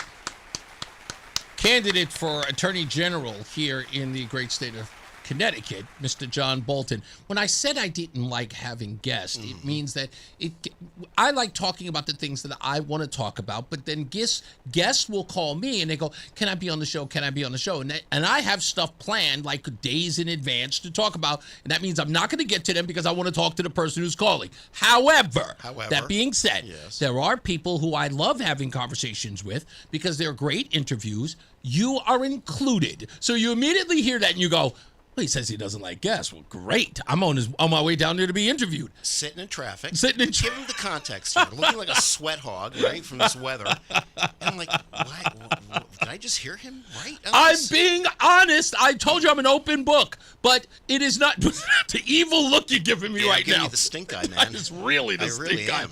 Yeah, I got to be nicer to you. You're about to be the AG. That's right. You are here because, and I got to tell you that this is the thing. For those of you who have not seen the video, and again, I caution you before you do. The only thing that's running through my mind, because we know what happens, but what ran through my mind in this video is that poor man doesn't know that this is about to be his death march. True. It's like you are watching that happen in real time. You are looking him in his eyes. You can see that. Yep. He doesn't know. No one knows that somebody's going to end up dead at the end of this. And that's the most disheartening thing. So let me just say from the very beginning that one thing that I've been, looking into a lot with the campaign is prison reform. Mm-hmm. And I say this on the road. I really do. Campaign stops. How society treats what I call the incorrigibles Yeah. or the deplorables, it says a lot about who we are. Okay, and so even though you got, look, there's bad people. You do the crime, you do the time. Right. We're all in agreement there, but they still have to be treated with a modicum of dignity and decency, even if it's just they're inmates. I'm sorry. It reflects us as people and our values and our mores, right? Yeah. And our values. So I felt very strongly about this issue going back from when I announced, and I struggled with that video. I really did, and I've seen some stuff in the past from my old excessive force cases back in the 90s and whatnot, but not with the same technology. I just struggled with everything about this. And I had gone back and forth. I'd never met her, but I met Barbara Fair. Okay. Yeah. Or I spoke with her or texted with her, and we have yet to really talk in real time, but emailed, excuse me. And we went back and forth, and this is a woman that's been doing this for a long time, and you could just feel her pain with this whole thing. Yeah. And here you have a mom who, I think you said it really well while I was driving up here. Not looking for fame, not my baby boy, not putting pictures out there of him with his middle school graduation cap on, all that. None of that's here. Right. And what you have is an attorney general that, for whatever reason, and this is huge, but he's got a real problem with the Department of Corrections. He really does. He does. Things I know are he does. running amok there. Don't forget about the female. Mhm. Right, that Yes. got The woman who was sexually assaulted. Yeah. What was what the defense that they came out with in writing was that she was looking for it. That she brought it on herself. I'm like, wow. And it's amazing how they march in lockstep on the other side of the aisle, because not one female Democrat legislator came out and said, "Excuse me." Yeah. And I think somebody from Easton, I think someone said, "I want to have an investigation into my opponent." Never followed up on that. I think Wow. the parties that be told her to cool it. Wow. But he's got a real problem there, and there's been other inmates who've died. There has to be, while in Department of Corrections, anybody that dies when they're in prison in the custody of the state of Connecticut has to get an extra level of scrutiny. We owe that to them. Yeah. And I think the way that it was handled was just appalling. We have to stop, and I think a big issue that we've had here with all of this is, especially when it comes to the Department of Corrections, a little known fact in a lot of this is people believe that prisons are dangerous places, and this is what happens inside those prisons. That cannot be the status quo inside those prison systems. The people are going in there are to serve their time, to pay their debt to society. Correct. Not to go into, what is, what would you call it? Sort Graduate of like school? Well, no. On the other end, it's not supposed to be a terror gauntlet. It's not the Running Man. You know what I mean? That's right. Yeah. It's not supposed to be, the Coliseum games. You know what I mean? Where people are fighting for their lives. We've seen so many cases of this where we have corrections officers who are setting up people, setting up gang riots inside by placing Bloods with Crips on purpose for overtime. Yeah. That scandal is deep. That's disgusting. People don't know that, but I've read a lot of the data on this, and they know it because, again, what happens when you do that? You talk about prison reform. People don't realize if you do prison reform, what does that look like? That means you remove people from the prison system, but you still have the same employment levels, right? You have the same amount of corrections officers. Right. Well, those corrections officers can't get overtime because they don't have the prisoners there. So what do you do in order to maintain that overtime? That structure gets created, right? It's sort of like the Southern Poverty Law Center. We create the chaos so that we can justify the overtime. I found out this was happening in Pelican Bay, San Quentin, and then everybody started using it in the prison systems. Create the overtime so that these guys get paid so there are no layoffs. Why? Because there are unions. Unions. Always unions. It always goes back to the unions. And there's a lot of stories that I've heard on the campaign trail. People have come up to me who have families that are in, who are corrections officers, saying that a large part of the contraband that goes into prisons doesn't come in from the families visiting the inmates. Oh. And so I'll just leave it at that. Yeah, And yeah. let everybody else do the math it's right, true. by subtraction. And so I think we need to have a major overhaul. I think we have to start vetting the guards, the personnel much better, put standards in. I think there needs to be a set of criteria for the release of stuff like this. Yeah. Although I have to tell you, just some of the arguments that were made by my opponent over the years, I think they said there wasn't enough technology to blur out or redact some of the video and whatnot. And come on. I mean, it's 2026. If that was the argument in, let's say 2005, 2010, I might give him some mileage on that, but not in 2026. He told one of my colleagues, one of the guys who does some work for me, his response, and it has changed. It's like altered over the last couple of years. One of the statements he made before I had a conversation with him was exactly this: I have to protect the taxpayers' money, was the reason why he wouldn't release the video. Now, one, that's admitting that there's going to be a lawsuit, so he's keeping that video out of public view. But the argument that I made was, hold on, now you want to protect the taxpayers' money? Who's the guy who's filing lawsuit after lawsuit after lawsuit, who's traveling all over this great country to file lawsuits with other attorneys generals to burning through that budget like nobody's business? Absolutely. Instead of Unlike doing the taxpayer people's money work. doesn't seem to be all that much of an issue then. No, but with him it changes. It's whatever's convenient at the time because, again, going back to the original thesis, it's politics for him. It's never about the law. If you follow FOIA, there was ways to get around this and have it come out much easier, and it's justice delayed. And I'm not going to litigate the issue in the private civil case. Okay, that's something that I think would be irresponsible on my part. It would take a lot of speculation. I haven't seen the personal evidence and all that stuff. Here's what I do know, and here's what you know: it was ruled a homicide. Yep. Right. Fact. Nobody got charged. Fact. Maybe it's all, maybe that was right, maybe it wasn't. And that there was one suspension or two suspensions. I believe so, yes. Of personnel there. Mm-hmm. And that's it. No firing, no charges. No, nothing. And so I think from a civil point of view, how could you fight so hard for 8 years to get something out there that clearly the public wanted to see or know about? And, it's justice delayed again. I don't get it. But he's got a very interesting particular record with Department of Corrections stuff. He has disdain for inmates. He really does. I think it's deeper than that, and they get mad at me for it. That's but, okay.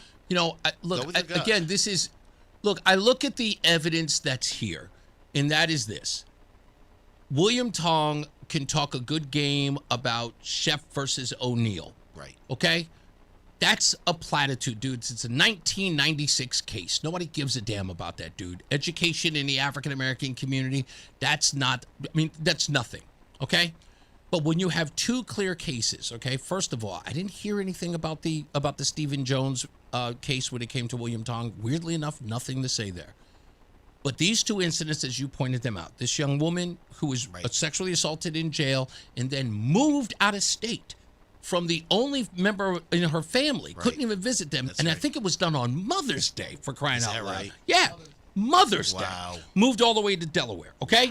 And then to have this case with J. Allen Jones, with this guy talking about his quote-unquote record with civil rights in this country and civil rights in this state, to then not, again, knowing the optics that we saw in the Stephen Jones case, right? We know with everything that Al Sharpton and those folks came down here, to make sure that Joe Magnano was fired, which again essentially happened, to know that no one was pushing back on William Tong in the state. Listen, we're talking about a state that went after its own police department after the death of George Floyd, a death that took place 1,200 miles from here. They said we needed police reform here in the state. They said that they were saying that what happened to George Floyd was a referendum on every police department across the country. We have to change our ways. And here we are, corrections officers who have a shackled man with asthma, clearly having a mental issue, okay? And he is kneed in his sides, pepper sprayed, and has a mask on his face, which can only, it made the George Floyd thing suspect. Oh my God! Yeah. In comparison, the spit hood, I think, had a huge contribution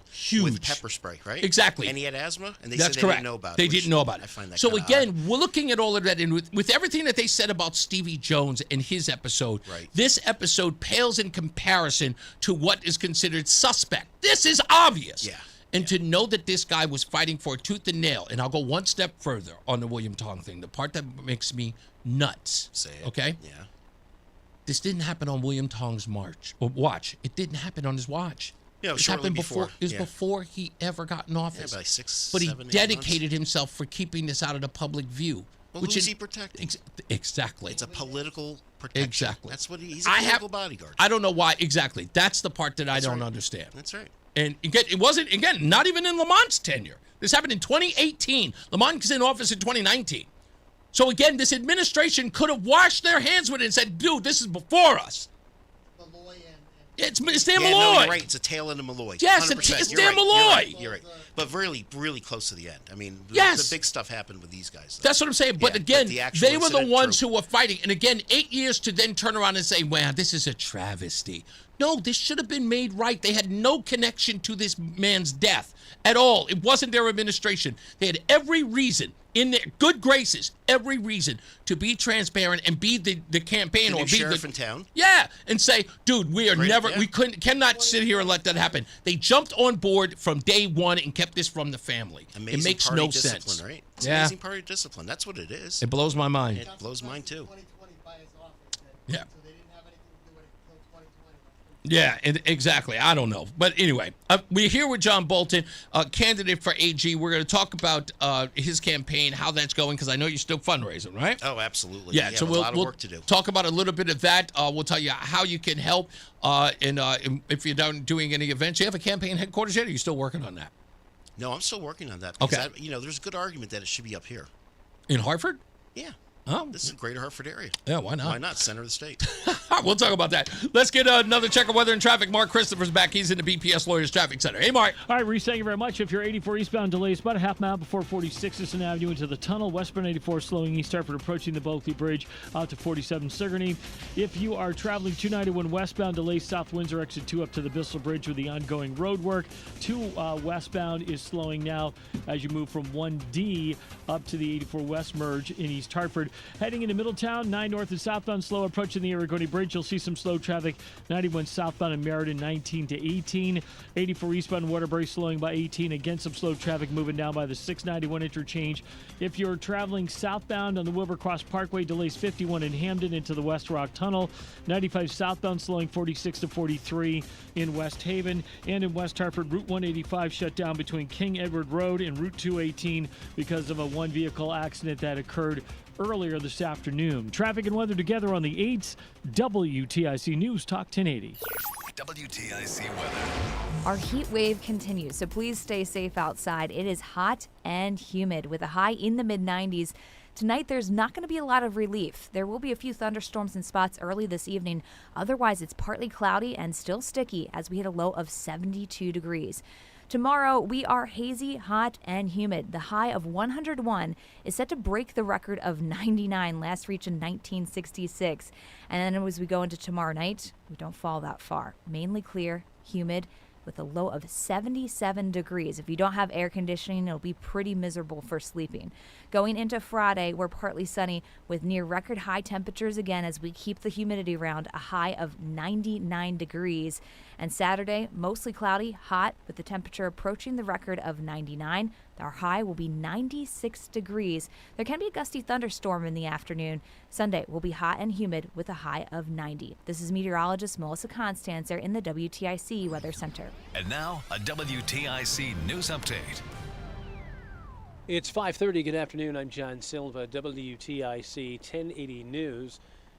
The WTIC Weather Center forecast again sees humid conditions for tonight. We'll have the forecast details on the 8s coming up.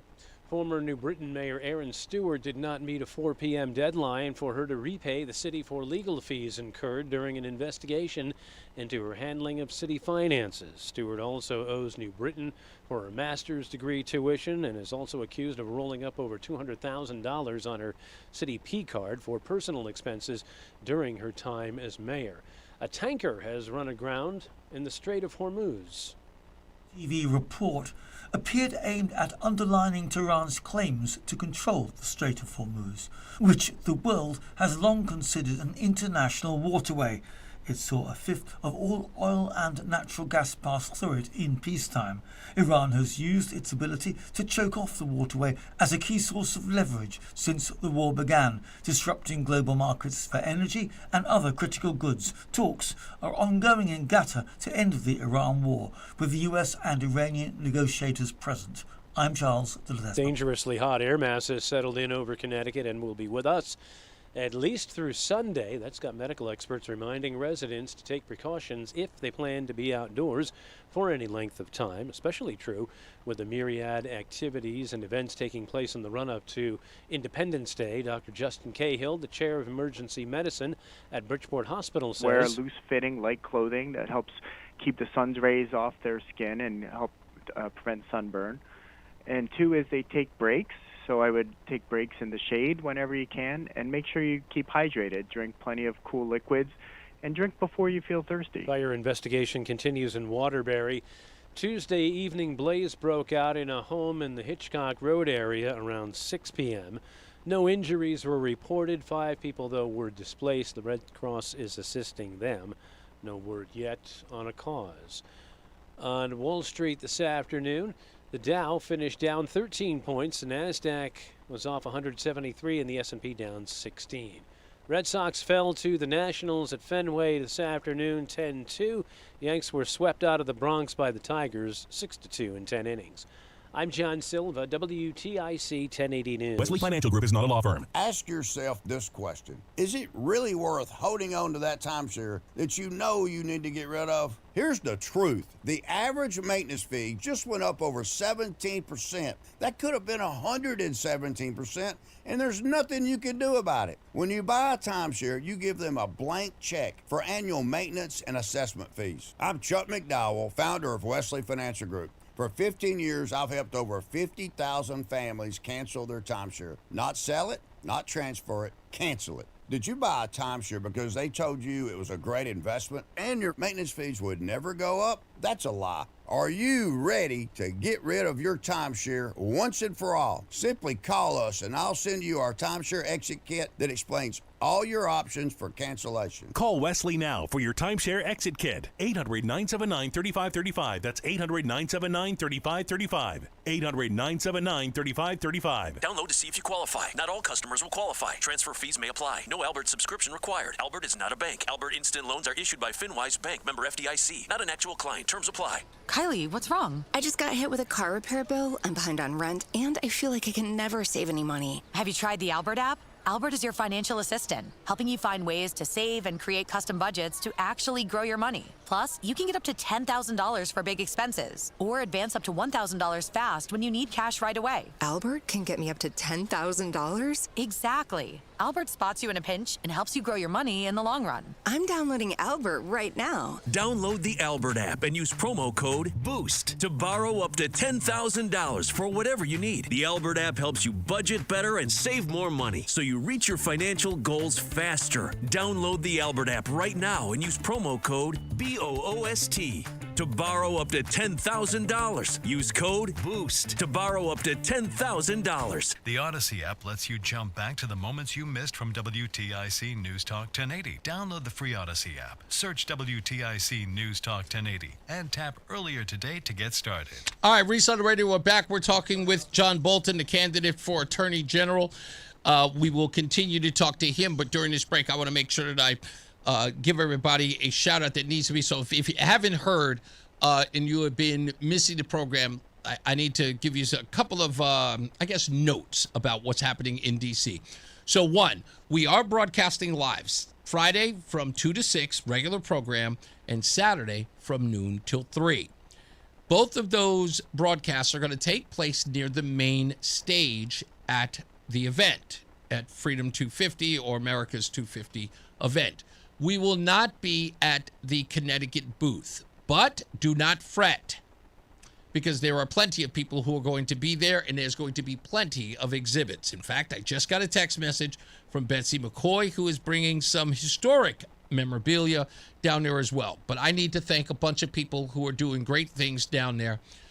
Thanks in part to Senator Rob Sampson, Representative Gail Mastro Francesco, Southington Athletics. They are providing us T-shirts. Southington Republic Town Committee has offered money to pay for, can you believe it, Pez, because you know they are Connecticut's own. 1,000 Pez candies and dispensers are going to be down there. And the Southington Republican Town Committee, the Bridgeport Town Committee is also playing a part. Let me see. Who else did I miss? Oh, Lassie's Restaurant in Milford is also contributing. They are taking care of transportation cost for WTIC. Also helping out is Minority Leader Vin Candelara and his mother, Mama Candelara. By the way, I have got to say, there are so many Italians. Like, so I don't know what happened out of nowhere. All the Italians are coming out to help us out here. Like Vin Candelara, we got Gino DiGiovani. Who else? We got, of course, Mastro Francesco. It is all over the place. I got to holler at Ferraro to see if he's going to get those placards from the DOT. So we'll talk to him today and tomorrow as well. John Bolton is here. We're going to continue our conversation with him. Talk about his campaign, talk about his fundraising, how you can help out so that you can change the direction of the Attorney General's office by electing him, and much, much more before we get out of here. Tomorrow is, Thursday is our last broadcast here until we get to D.C., which I'm very excited for. I don't know how hot it's going to be, but I hope that they have fans or some nonsense. I'm checking the weather now. Mark Christopher's back. He is in the BPS Lawyers Traffic Center. Hey, Mark. Hey, Reese, thank you very much. Good afternoon to you. And if you're heading into downtown Hartford right now and you're on the westbound side of 84, look for some slow traffic in East Hartford. Approaching the Bulkley Bridge out to 47 Sigourney, 84 eastbound's tight, 46 Sisson Avenue into the tunnel. 291 westbound slowing South Windsor exit 2 up to the Bissell Bridge with the road work there. 2 westbounds tight in East Hartford, 1D up to the 84 west merge. 9 northbound's a little slow as you approach the Aragoni Bridge in Middletown. 91 southbound sluggish, 19 down to 18 in the 691 interchange in Meriden. If you're westbound 84, you're slowing 25A up to 25 in Waterbury. And heading down into New Haven, southbound Parkway is a little sluggish, approaching 51 down to the West Rock Tunnel. 95 southbound delays 46 to 43 in West Haven. And in West Hartford, Route 185 shut down between King Edward Road and Route 218 because of an accident that occurred earlier this afternoon.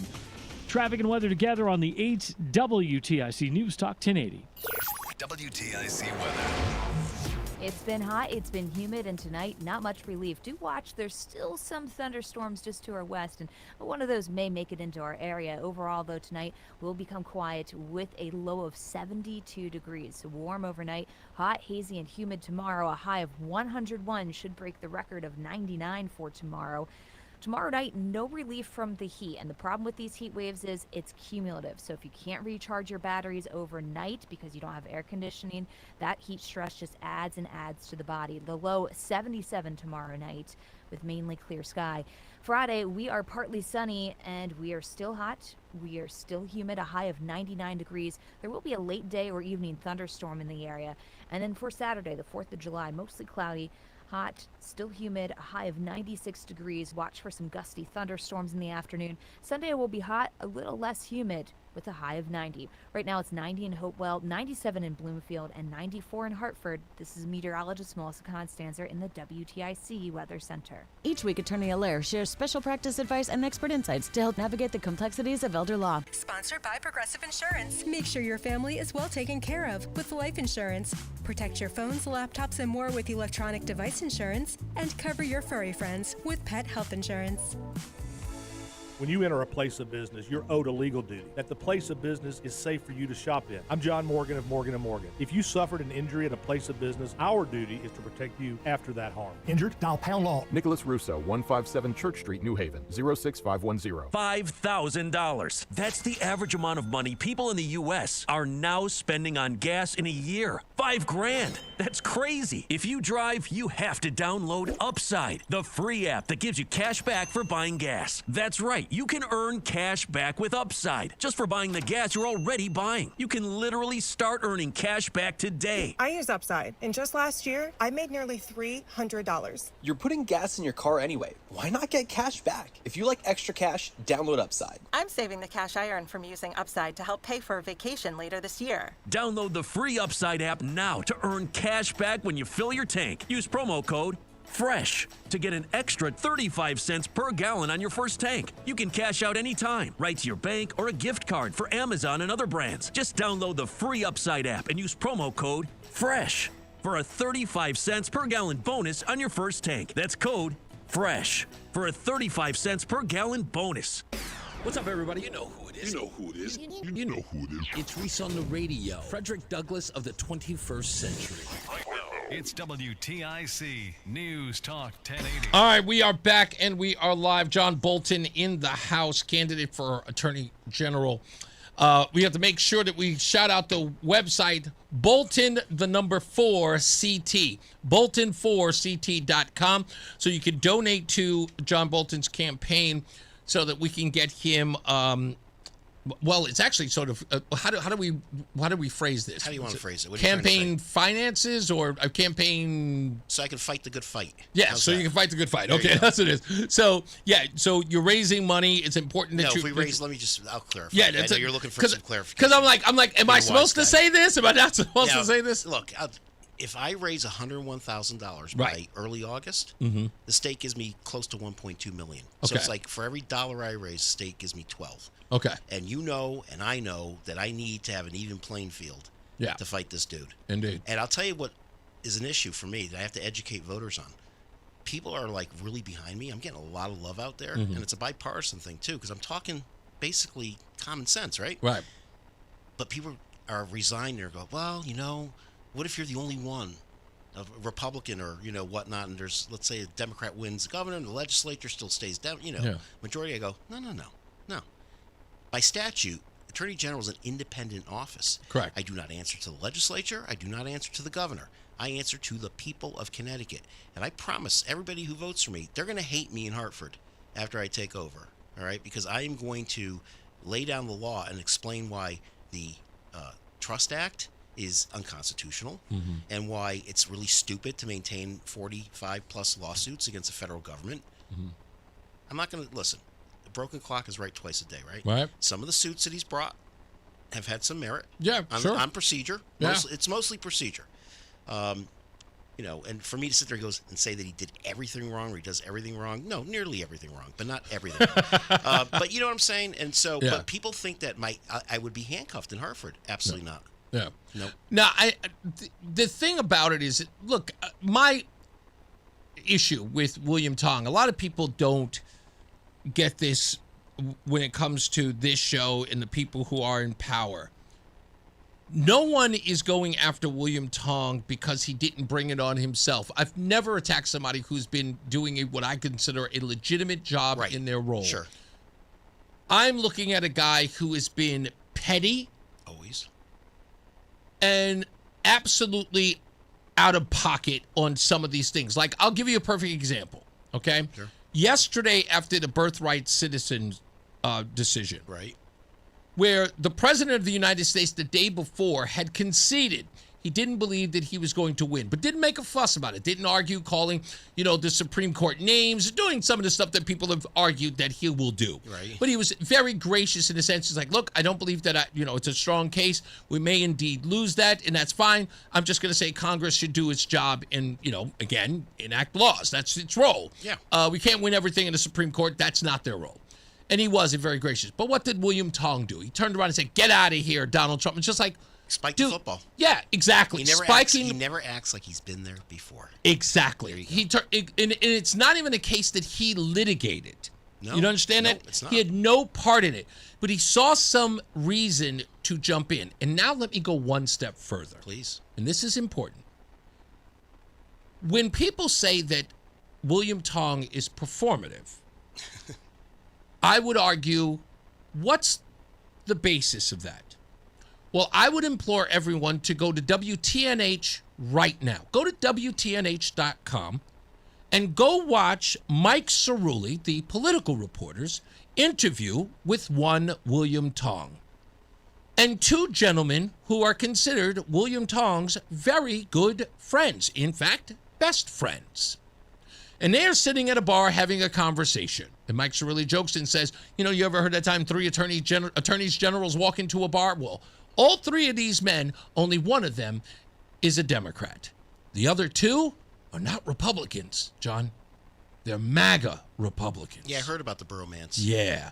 The bromance between them. Yeah. Again, here is a guy who is everywhere and anywhere talking about Donald Trump, the MAGA Republican, blah, blah, blah. And his two best friends are MAGA guys. Not only two best friends who are MAGA guys, they are cowboy hat wearing, gun toting Republicans. And this guy said, I'm like, oh, no, we get along all the time. No, we're great friends. So what is all of this nonsense? He's a chameleon, right? So he's got three constituents. Me, myself, and I. Mm. And he's very, very good at knowing his audience and playing up to whoever's in the crowd.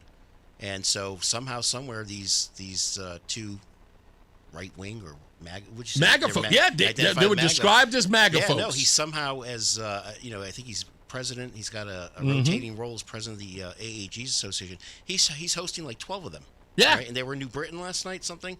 The rest May have been Bridgeport, but yeah, probably New Britain, yeah. Okay, so a lot of people are struggling right now, right? It's the worst heat wave in like half a decade, maybe a decade. Mhm. We have the second highest utility rates in the state, and he's out having a good time with his buddies there, right? It's, again, like I said. Really, it's a slap in the face to the people of Connecticut.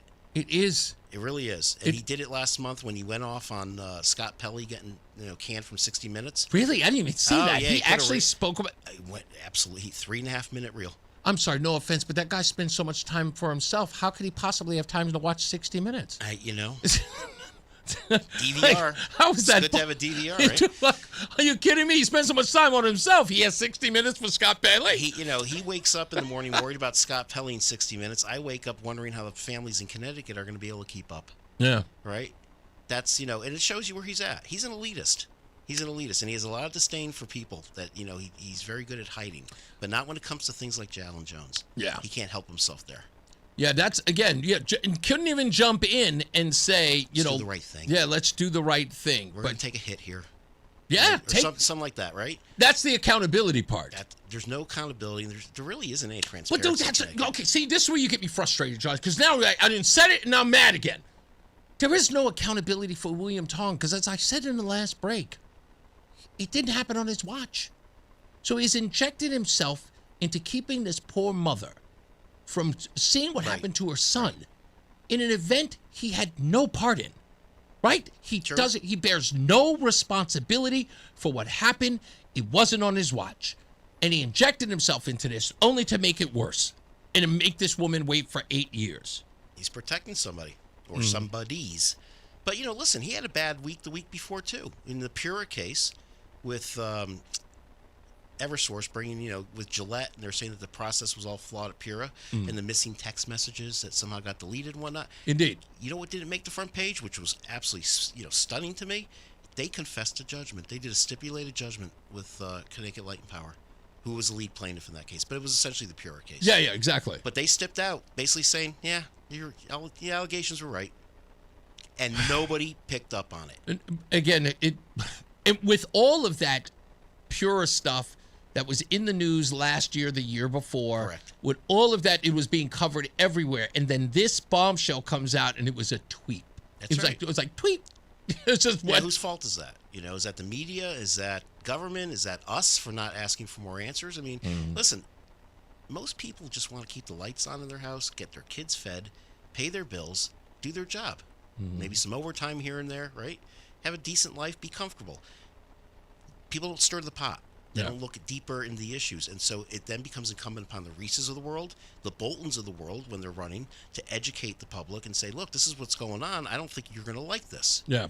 And again, it's common sense, but it's not happening right now for some type of apathy or whatever. And we have to, that's why we're going to out-message them this summer. I guarantee it. We're going to out-message them in the fall and in the summer. We have the better product, we have the better policies, and we have the better candidates. And that is a fact. I got to ask this, and I'm going to ask every Republican who's listening to this show, as they do on occasion, to check out the show. You know what? I'll put it this way. Please contact Adam 12. I want you and Adam to get together and have this conversation. We just spoke to Jessica Jones, the mother of J. Allen Jones, her lawyer, her attorney. Right. What I want, if we can, I need every conservative, or anyone else for that matter, to reach out to this mom and let them know. Yeah.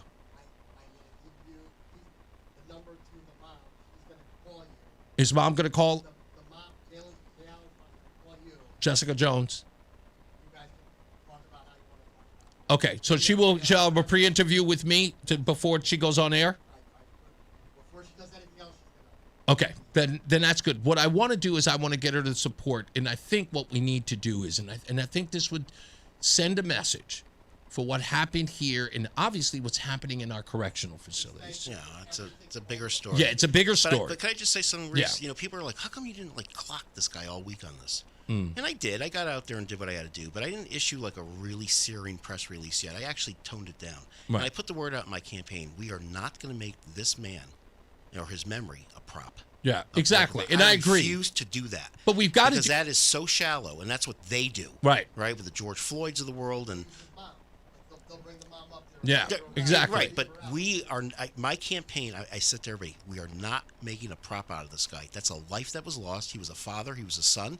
I know he had a lot of problems, but it goes back to my whole thesis of how we treat the incorrigibles is a reflection on us. But we're not making a prop out of him. I don't know if you heard, I mentioned this yesterday, but one of the things, I was speaking to the family back in October when they were having a hearing to get this released. Right. I bumped into a woman and I looked at her and I didn't understand why she was there, and someone had sort of notioned to me that, hey, I think that's the mother of his child.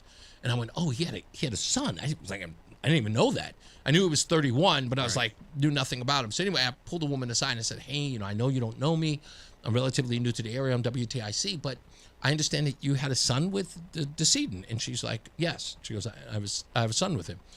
And I said, well, can you tell me a little bit about your relationship with your son? And, does he know about his father and whatnot? And she goes, yeah, he knows about his father. And she goes, and the reason why I'm here is because I'm incredibly concerned about my son. And I went, And I was immediately going, oh, is she going to make this, the police got a bullseye on his back or anything like that? But then she says, he also suffers from schizophrenia. And I went, oh, man. Yeah. And I said, of course, she's concerned. Sure. Because, again, if anything happens to him, he's out in the street and he is involved with law enforcement. That's a fear. That's a reasonable fear. Like, what's going to happen there? That's Westport, I congratulate Westport for doing this, but they have a special protocol for identifying, and there's a list of neurodiverse people in the town. Yeah. So that if you get called out and you know that somebody lives there who's on the list of, and it's not like a list of bad things. Right. Someone with autism who has, behavioral issue or can't. They know where they're responding to because they will take a different approach, obviously. Yeah. You're not going to, if you're resisting arrest and you're doing it just because you're a criminal, that's one thing. But if you're doing it because you don't understand or have an appreciation for what's going on. And Westport started that list, and I think that's going to become a trend around the state. Yeah. But she's right. I'm broken for that, for her as a mother. Absolutely. But again, because all she's looking at the past with the father of her child and the future with the child, knowing that, she's making that connection. She's living that fear every day. Should my son be at school or something like that happens, who is going to put him in a position where, she's burying the father of her child and then her own child. And that's, forget about it, man. Very legit. And the fact that there was no one there, and again, in the Jay Allen case, fighting for that guy to have this video released, that there were people suppressing it who didn't even take those things into consideration with the way everyone reacted in the Stevie Jones case. He had a mental episode. Well, so did Jay Allen Jones. Yeah, he did. You know what I mean? Yep. And so, where's the, yeah.